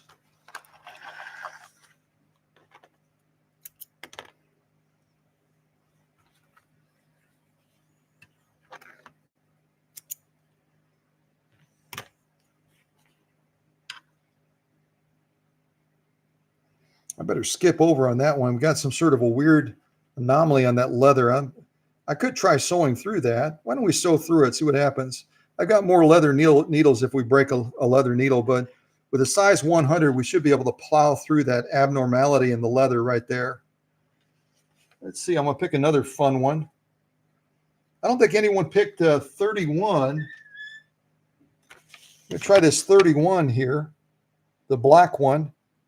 So we're going to have to go 0, center needle position. Control C is going to be 4. And Control D is going to be 8 for 31. Let's give that a try. So I'll move my needle position back to center. Control C is already on 4. And Control D has to go from 5 to 8. And whenever you're changing controls like this, you want to make sure that your needle is clear of the material, because you're going to see the needle is moving as we make different setting changes on this machine. And if your needle's in the material, you're going to end up breaking it or bending it. All right, let's try this one. This is an interesting looking one. I'll be curious to see what this one looks like. All right, here we go.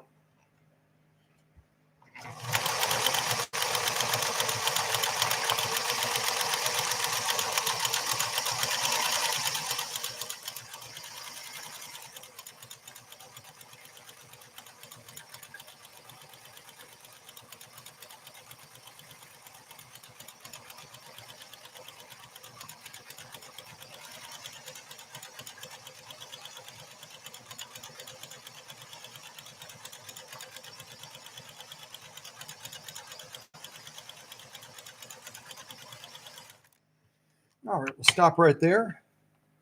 Yeah, that's kind of a fun one. It's almost like little pyramids on top of each other. That's a cool one too. Imagine if you had like a specialty colored thread. You could really make that thing pop out quite a bit. One of those sulky ones or something similar to that. We'll keep on going, keep on driving here. Let's see here. I don't think we did this one. It's kind of a mustache one. This red one right here looks like a mustache to me. So 0 on stitch width. Looks like a left needle position.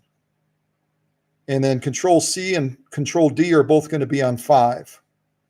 Let's give that one a try.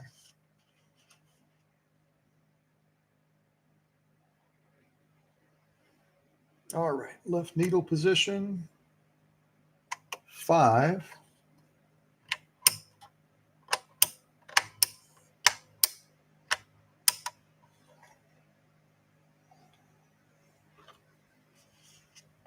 Okay, give this mustache pattern a try, see what we think of that. See how it hits that leather and kind of stops? This doesn't have quite enough oomph. Might have to just give it a light turn on the balance wheel.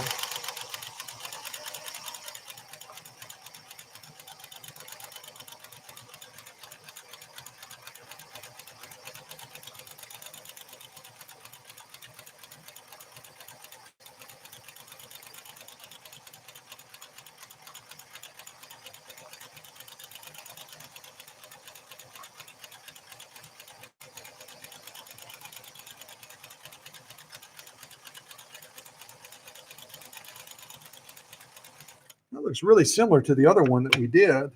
Looks really, really similar.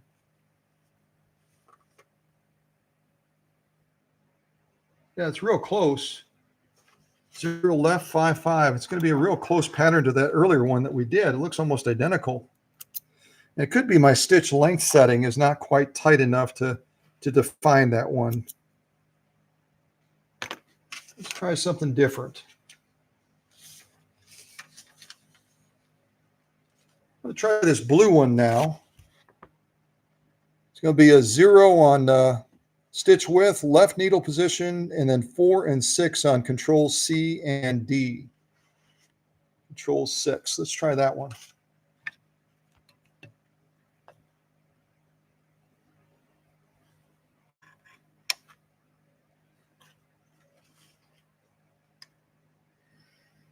Four.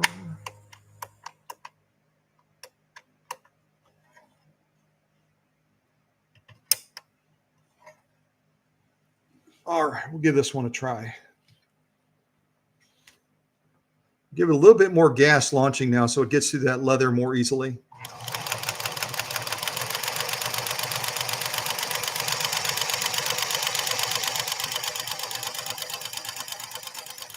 Our mechanism is not engaged yet. It's working its way around.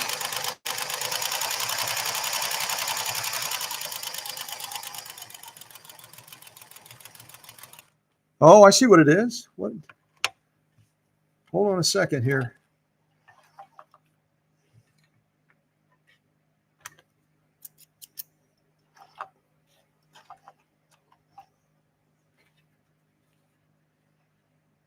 So that actually cut through the leather. I don't think we damaged our needle.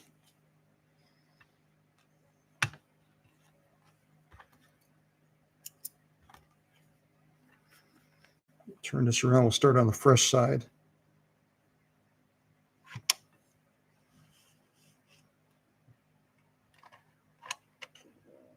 Zero.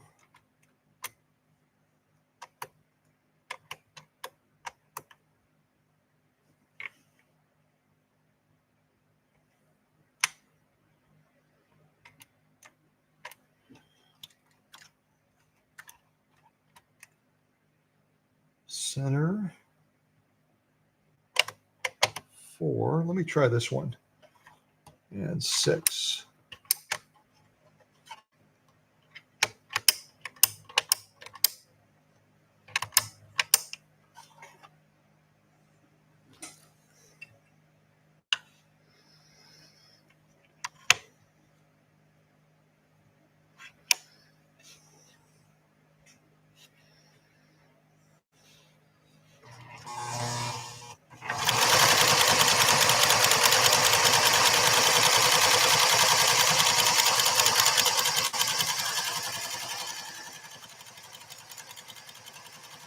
Oh, our stitch length is too short. I'm going to adjust that just a little bit.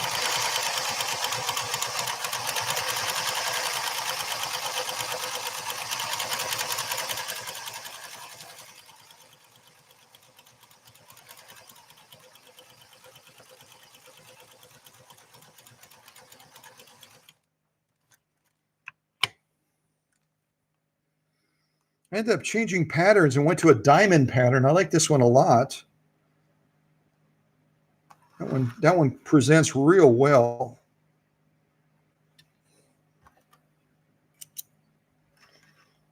That one presents real well.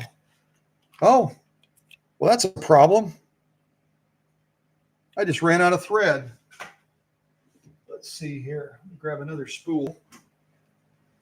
It just shows you how much thread you use when you're doing these decorative ornamental patterns. You just burn through them.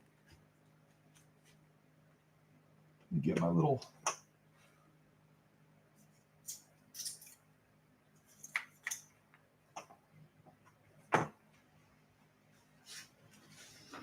All right, we finished off that spool of thread. Let me get another spool of thread on there. We'll see if we can do a little bit more sewing with this machine. We have a little bit of a stickiness with the cam function where it's delaying on some of these patterns depending on what it requires. So, all right. Pull that out. I'll put on a little bit of music for you while we're getting this re-threaded up. And feel free to chat with each other a little bit, get acquainted with folks, and make some new friendships. All right? Hold on.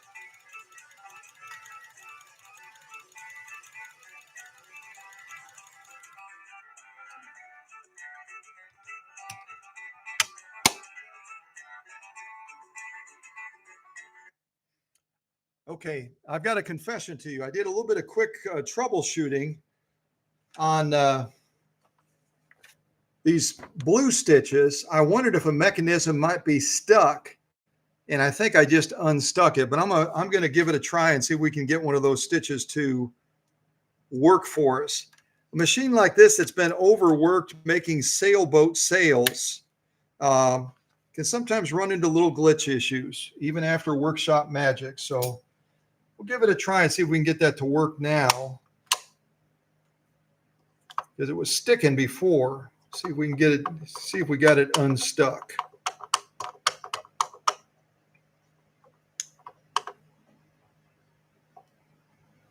All right, a little bit more music while I'm getting this threaded up. You already saw me thread it, so.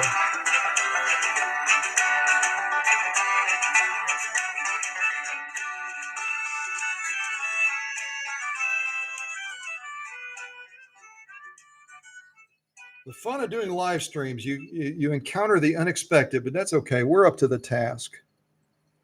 We get this.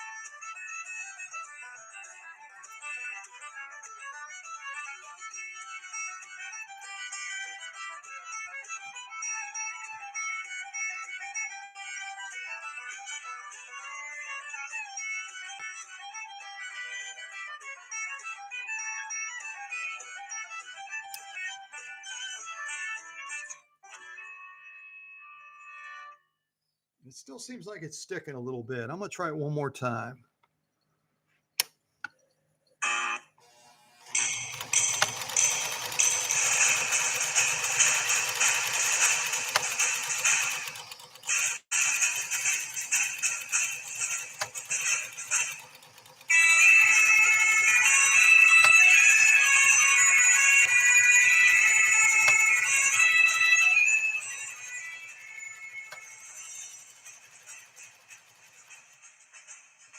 Yeah, I'm going to look at that more.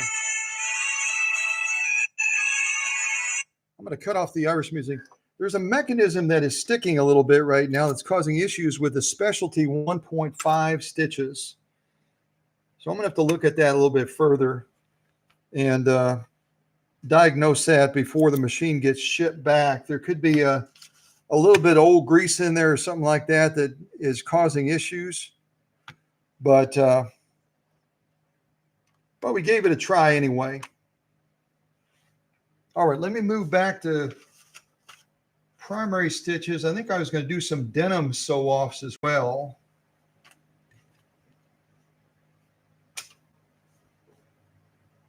Yeah, we already did the cotton.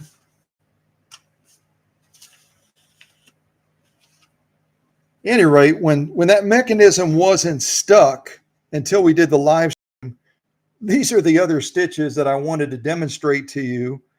Which the machine does, but it's not wanting to do right now. So I'll figure out why that is. But one of these is one of the ones that Kathy picked out. And I sewed this off last night before the live stream to be ready for today. And now the machine is camera shy and it doesn't want to do these decorative ornamental stitches. But it's going to do them before it goes back to Canada, doggone it. It will. All right, let me get it set up and we'll do some more sewing and then we'll wrap up this live stream.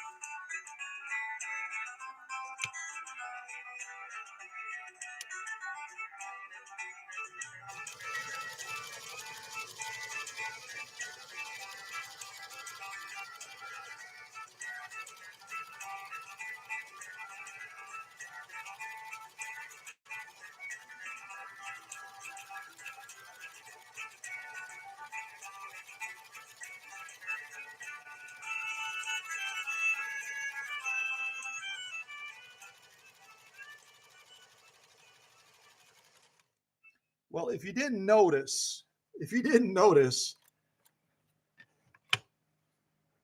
this is the stitching that I was trying to demonstrate to you before, and there was a mechanism stuck in there, which seems to be unstuck now. And I'm going to make sure it stays unstuck. But there lies the nature of mechanical machines, right? So this is the one that I'm going to show you on the camera. This is the one that I was trying to do before, number 6.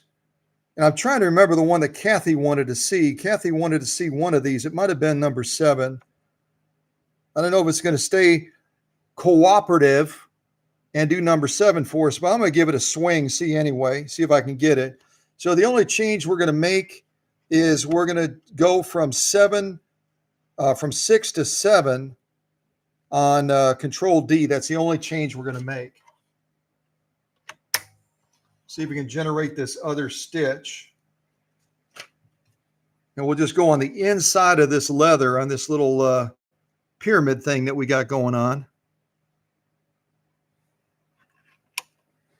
All right, keep your fingers and toes crossed. This machine has been through a lot, sewing sailboat sails and then being messed around by the PFAFF people up in Canada. And good Lord, it's amazing it works at all. No, I'm just kidding. Here we go.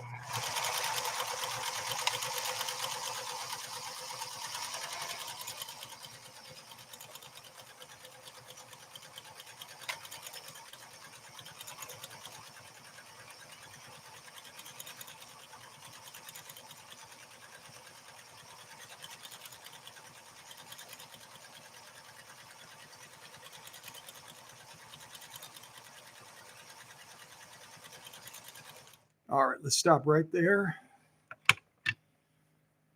Yeah, that's what we're looking for. See that? It just takes a little bit of perseverance. A little bit of perseverance when you're working with these machines. They sometimes get that little hiccup, and we got to get them through the hiccup, right?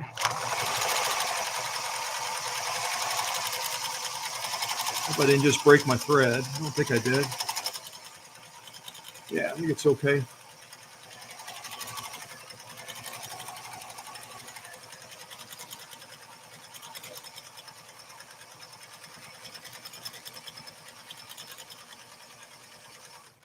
What is our camera doing? There it is. See that? The machine was having a hiccup, and now the camera's having a hiccup. That's the nature of live streaming, isn't it? If something can go wrong, it'll go wrong. All right, let's finish off this line, and then we'll see if we can switch to one of the other specialty stitches.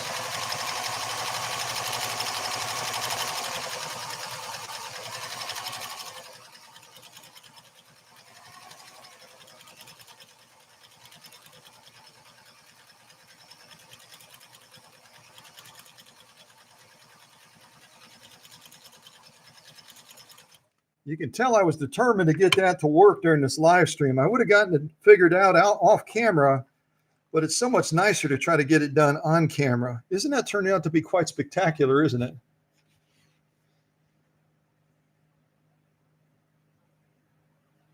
Yeah.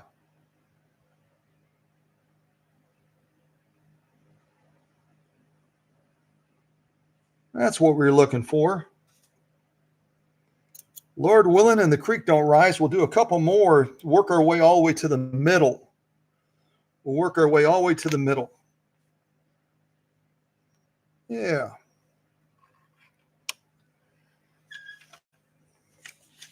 So we did, these are the specialty ones I wanted to try to demonstrate for you. We did this one, number 6. We just did number 7. And I want to say that Kathy wanted number 2. I don't know if we can pull off number 2 or not, but I'm going to give it a try. So we're going to have a 1.5 setting on the stitch width, which we already have. Left needle position, which we already have. Control C needs to go to 3. Control D needs to go to 2.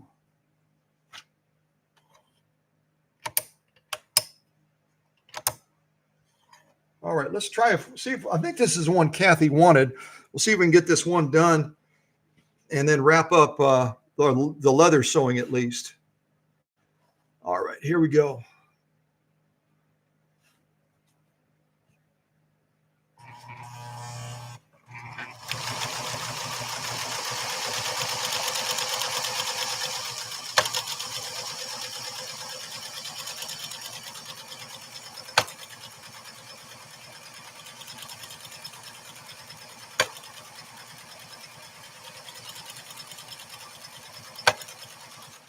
All right, I'm gonna stop right there and make my turn.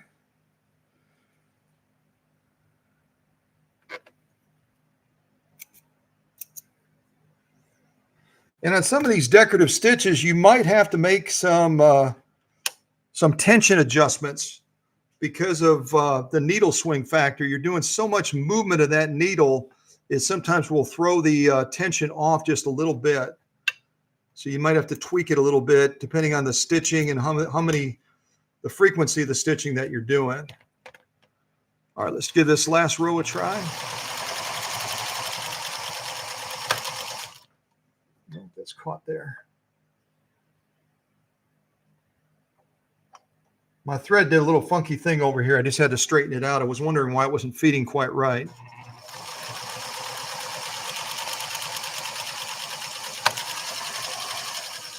If you hear like a clicking sound, that's the mechanics of the machine, the mechanisms engaging and disengaging to achieve the stitch output that we want. See if we can do this last stitch row of this decorative ornamental stitch. All right, here we go.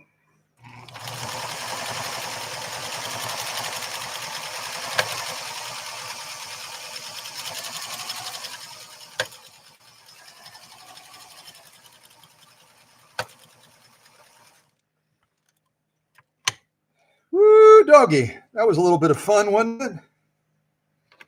You got to stay cool as a cucumber when you're on camera, because sometimes things don't go the way you plan, and you just have to analyze it to the best of your ability.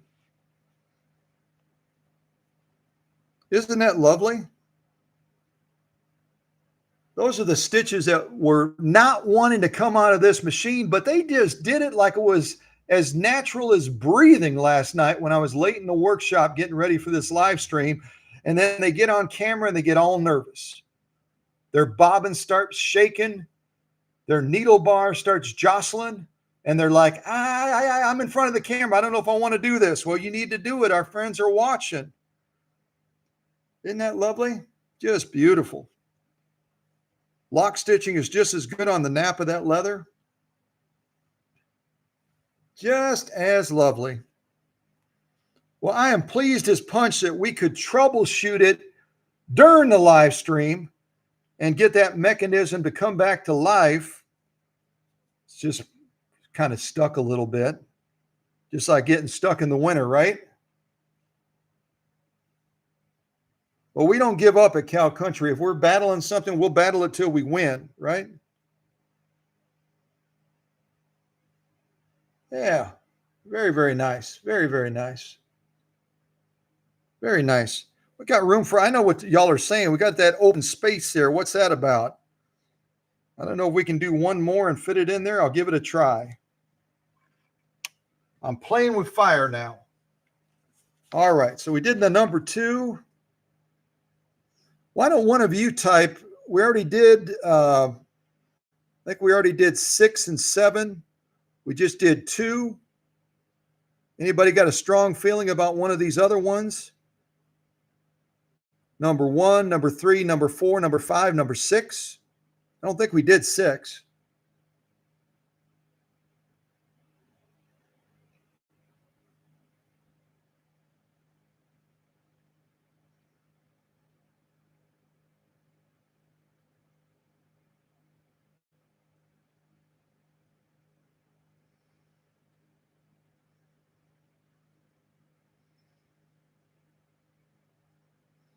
Nobody's speaking up, so I'm just going to pick one then. We'll do this little, let's see. Why don't we do this little checker thing here? Number 1. So we're going to set the stitch width at 1.5. We're going to do a left needle position. We're going to do C is going to be 3 and D is going to be 1. All right. Let's see here. 1.5. Left needle's good. 3 is good. And we're going to go all the way around to 1.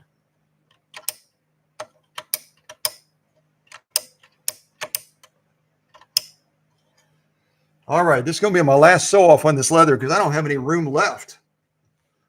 I don't have any room left, do I? All right, let's see if we can get this.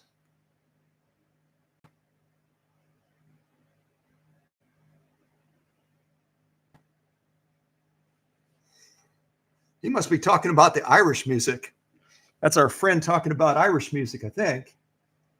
All right. See if we can get this last stitch out of this little booger. This is going to be stitch number 1. Stitch number 1.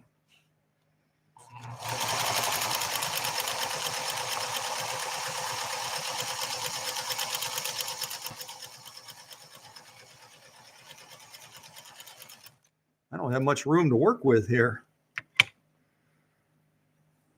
Let's get this tucked around here.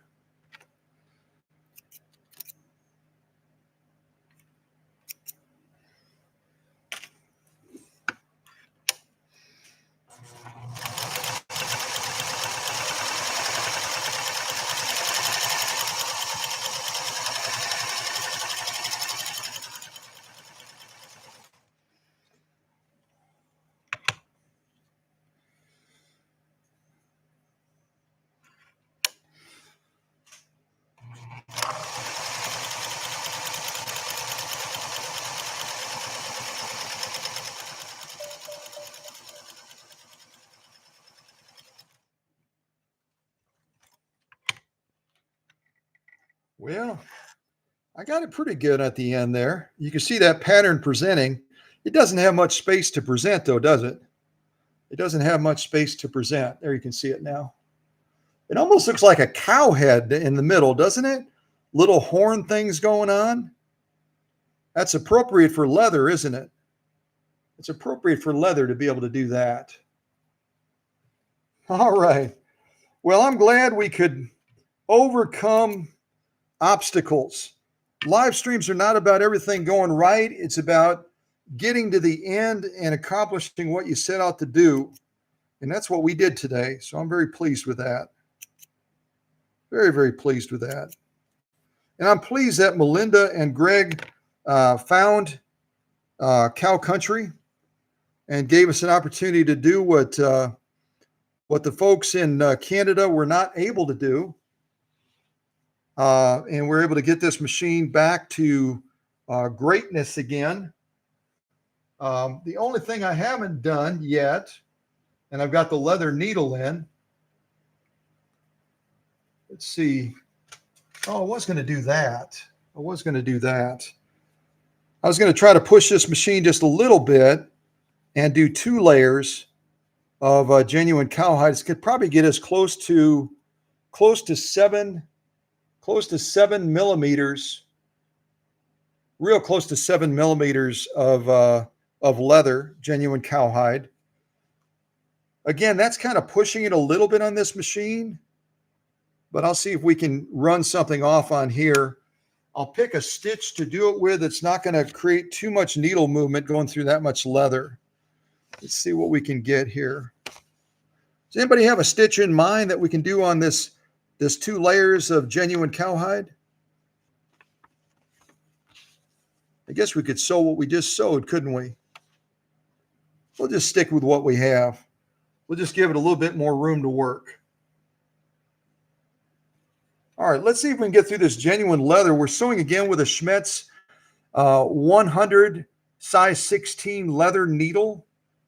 This machine has a 0.95 amp motor, which means it's got a fair amount. It's probably missing about 0.4 amps compared to the original 1950s type PFAFF machines like the 332, the 130 and that. But we're going to give it a try. We'll try repeating the same pattern that we just did. We didn't have much room to sew it, and we'll see if we can do it on these 2 layers of genuine cowhide. And hopefully, it doesn't do anything weird. I'm going to move over a little bit so Melinda can try this at home too. Because I always try to send the sew-offs that I've done in the live stream. I try to send those with the machine when it goes back to Canada. So we'll see how this old girl does going through this much leather. It was kind of stalling a little bit when we hit one layer. When we hit one layer, it was kind of hitting that surface and kind of going, but we're going to see if we can get it go through two and see what happens. Here we go.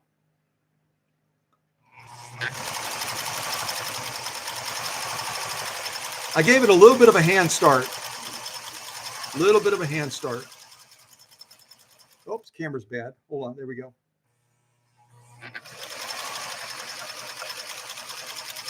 I can see by the movement of the leather, we got these two layers of leather.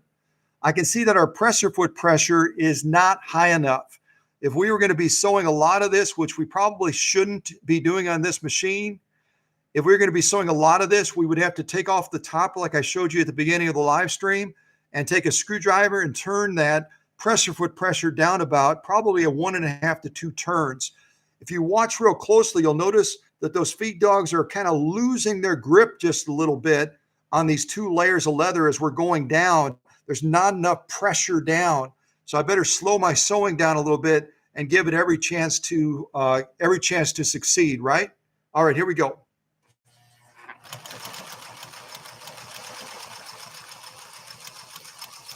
Yeah, that leather's slipping just a little bit.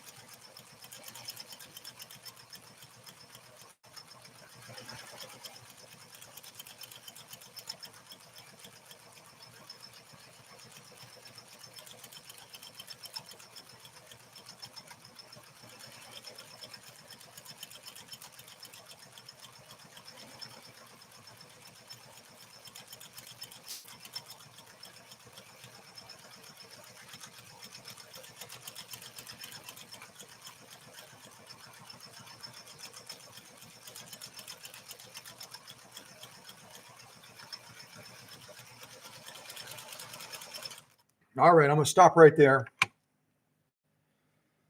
Yeah, that gives you a chance to see that pattern just a little bit more clearly.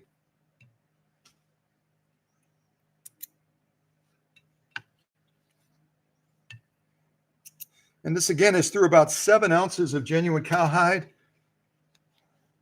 You can see it's not a light sew off. You can look at this end where you can see the two ends.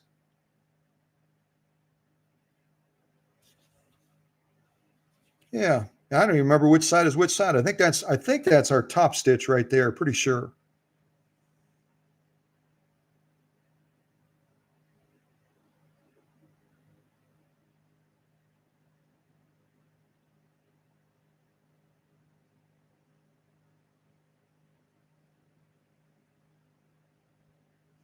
Turn it over and kind of look at that lock stitch now.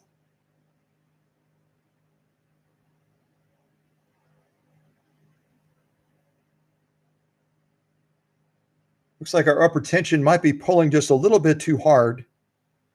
You can see that those the stitches are nicely defined, but they're a little bit too snug.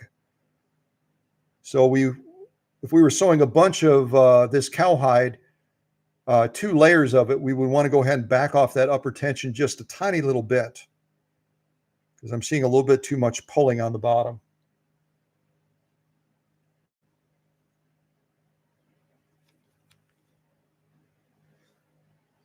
Very, very nice. Well, whether Melinda is sewing denim or whether she decides after seeing this live stream, daggone it, I'd like to try more of that leather sewing. There's a lot of opportunity with this machine. You just have to realize its limitations. This is not going to have the gusto that some of the other PFAFF machines does, but it's certainly a nice light to moderate duty type sewing machine, and it's able to get a lot done with the stitching. A lot done with the stitching. When it's behaving, that is, when it's not being naughty. So trying to think if there's anything else I wanted to show you all. Oh, I guess we can do one more sew off. We'll do one more sew off. I wanted to show Melinda that I think we only did, yeah, we did this with the 2 layers of denim and the stiffener. We did some of these with the 2 layers of denim and the stiffener. But I wanted to show her that you could do up to 4 layers of denim. You could probably do more, but I wouldn't recommend pushing this machine too hard. So let me set us up for 4 layers. We'll lay down a couple of decorative stitches on that as well. We'll fold it like this, get us up to 4 layers.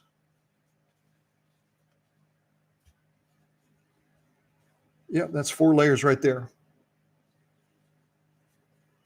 See if we can do some of these ornamental stitches that were misbehaving before. We'll lay down some of those ornamental stitches.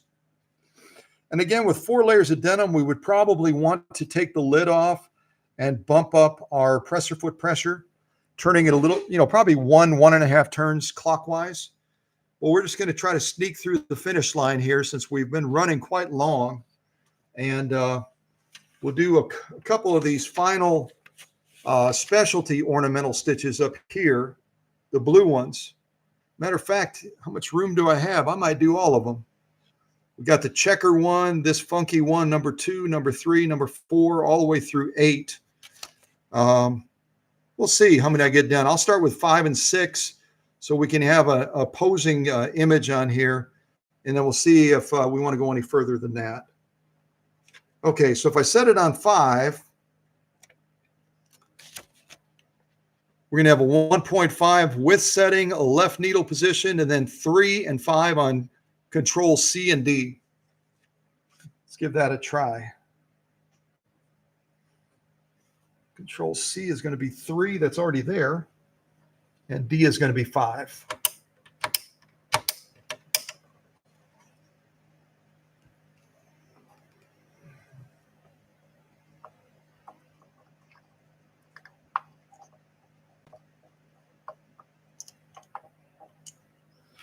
Okay, I think I got that set up. So we're going through 4 layers of denim, nothing earth-shattering.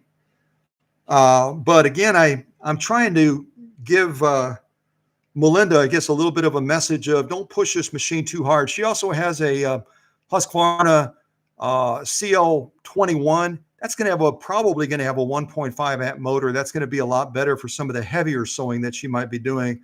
But this PFAFF 360, probably I'm not giving it enough credit because it's had a rough life sewing sailboat sails. But we're going to give it a chance to end in glory with some of these special ornamental stitches that couldn't get to do their duty before. All right, blah, blah, blah. Here we go.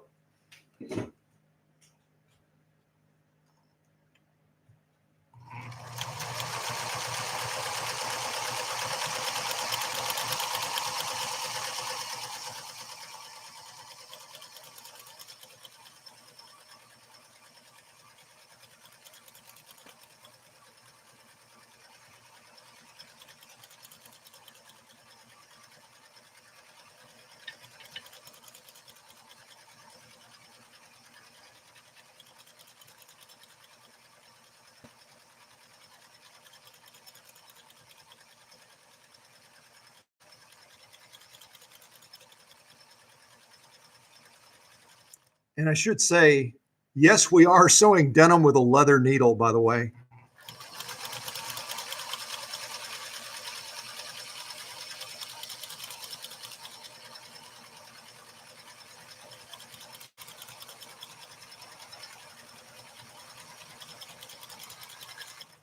All right, let's get that reverse pattern. I think that's all we're going to do because we're a little bit tight on space here.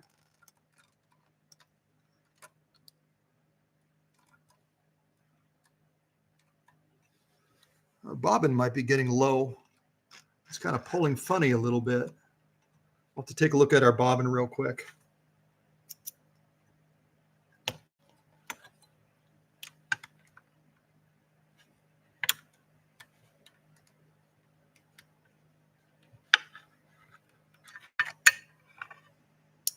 Oh, we are really low. Look at that, y'all. We are all but out of thread. That's why it's pulling funny. You get in tune with your machine a little bit, even though this machine has just kind of come into the workshop and I haven't spent a lot of time with it. You can see right there, we're just about out of bobbin thread.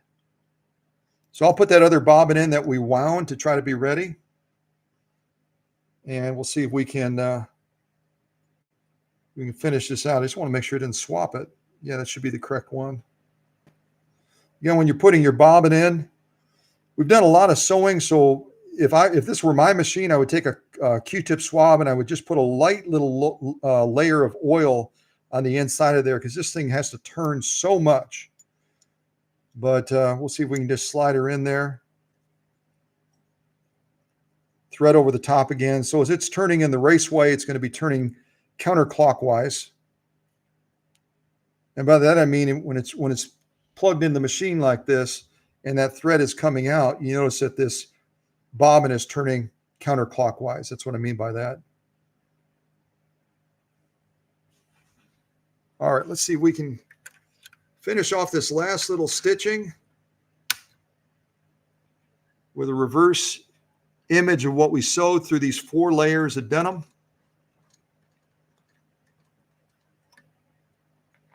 Doing that specialty stitching that I think is really super cool.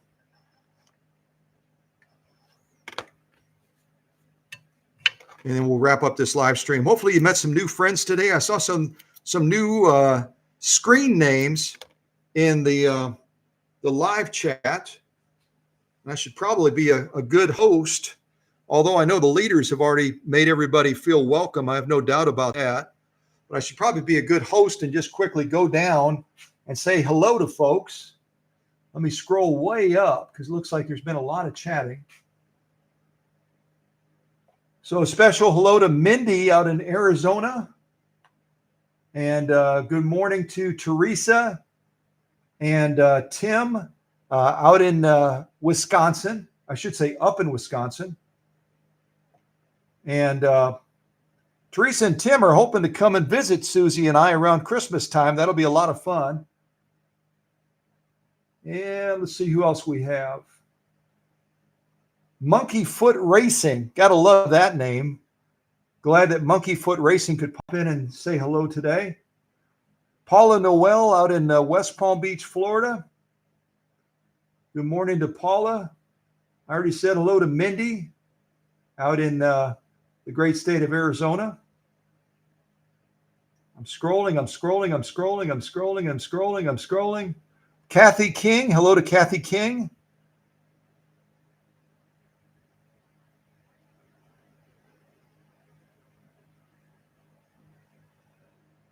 G&P Old Marine Shop. That's fun. Good to have those folks.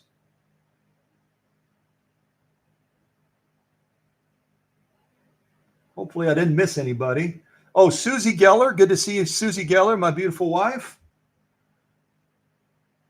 Let's see here. I think that's everybody. Not a lot of people jumping in the chat, but that's okay. Okay, blah, blah, blah, blah, blah. Let me set us up for this next one. That's going to be kind of posing. We did this one right here. That one right there. So we're going to be doing the one right next to it. And the only setting I believe we're going to make is probably needle position. We'll see. So 1.5 stitch width, left needle position, Control C is 3, Control D is 6.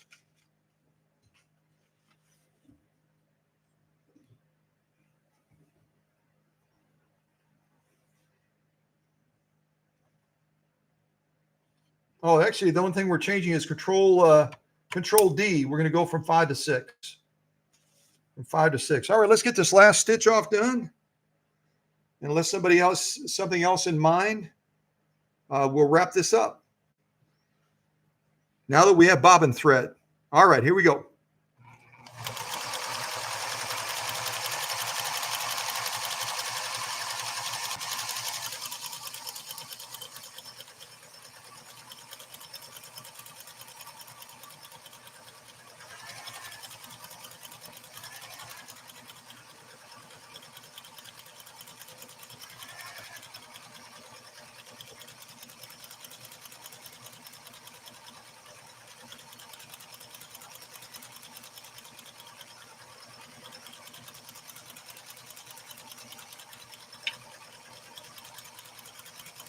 We're getting a little bit of a pucker right here.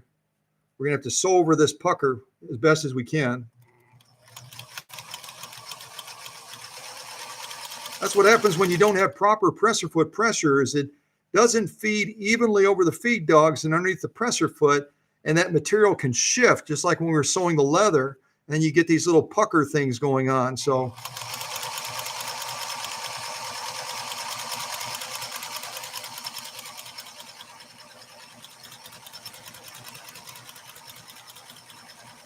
all right, we're going to stop right there.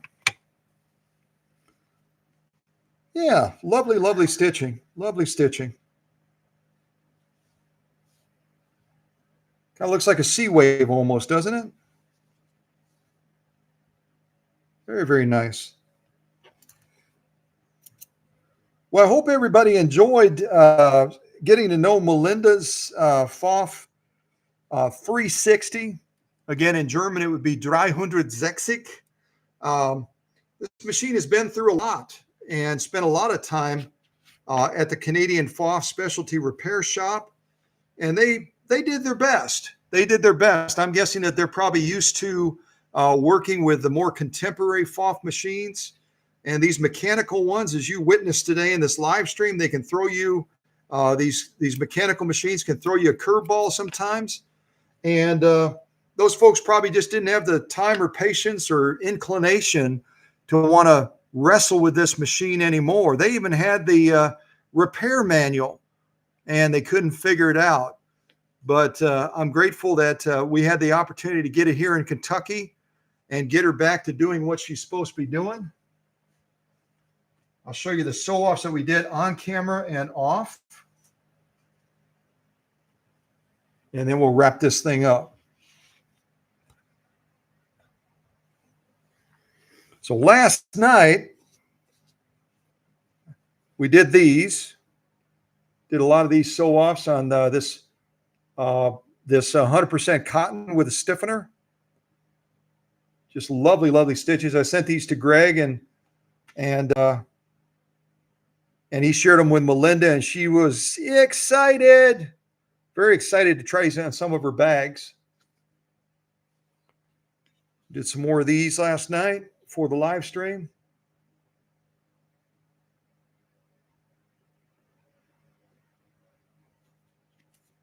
Yeah, very, very nice. We did these on the live stream today, sewing the 2 layers of denim, and did some of those fun stitches on those as well. And again, you sometimes need to make some adjustments, presser foot pressure, tension, as you're shifting between materials, depending on the thread you're using. And remember as well that, sometimes you shouldn't be sewing denim with a leather needle, but we did. We did that today, and we managed to get through it okay. So probably not recommended. I'm guessing I'll probably get a nasty note from Schmetz saying, don't sew denim with leather needles. Use one of our denim needles. I could do that. But what's the fun in that?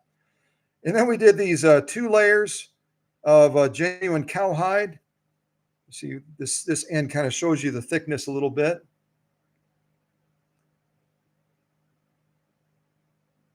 Yeah, that's pretty thick leather, about 7 ounces, I would say. And we sewed this fairly complicated ornamental type stitch. Laid down some beautiful stitching on that. I'm thinking that was stitch number 1. That was stitch number 1 on our stitch card. You can see it right there where my thumb is. Kind of go like that, maybe. Yeah, stitch number 1. That was a good stitch. And then once we freed up that mechanism that got stuck during the live stream, it was naughty. We did this. Single layer genuine cowhide, and we sewed around and around and around and around and around and around and around and around. Laid down some beautiful stitching on this genuine cowhide. Very, very nice. And then before we did some troubleshooting during the live stream, this is what our stitching was looking like. So we went from this during the live stream to that. Yeah, it's fun to overcome obstacles, isn't it? We get them in life, we get them everywhere else, and it's great when we can have success and persevere and then see the fruits of our labor, right? All right, well, God bless you guys. Thanks for joining us today. If you're new, we sure hope you come back. We certainly enjoyed having you here today. And I'm going to put this little stack of sew-offs right here.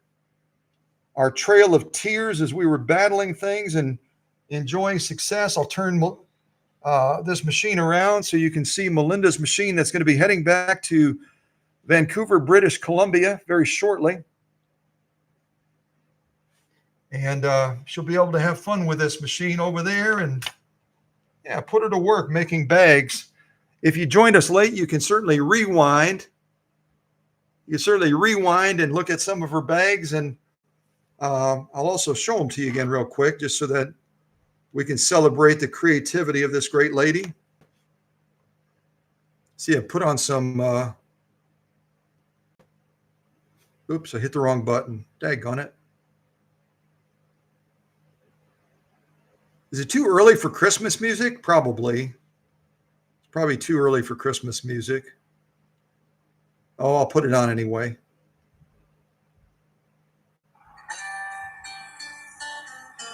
The merchants think it's Christmas already, so why don't we do a little bit of Christmas today, huh?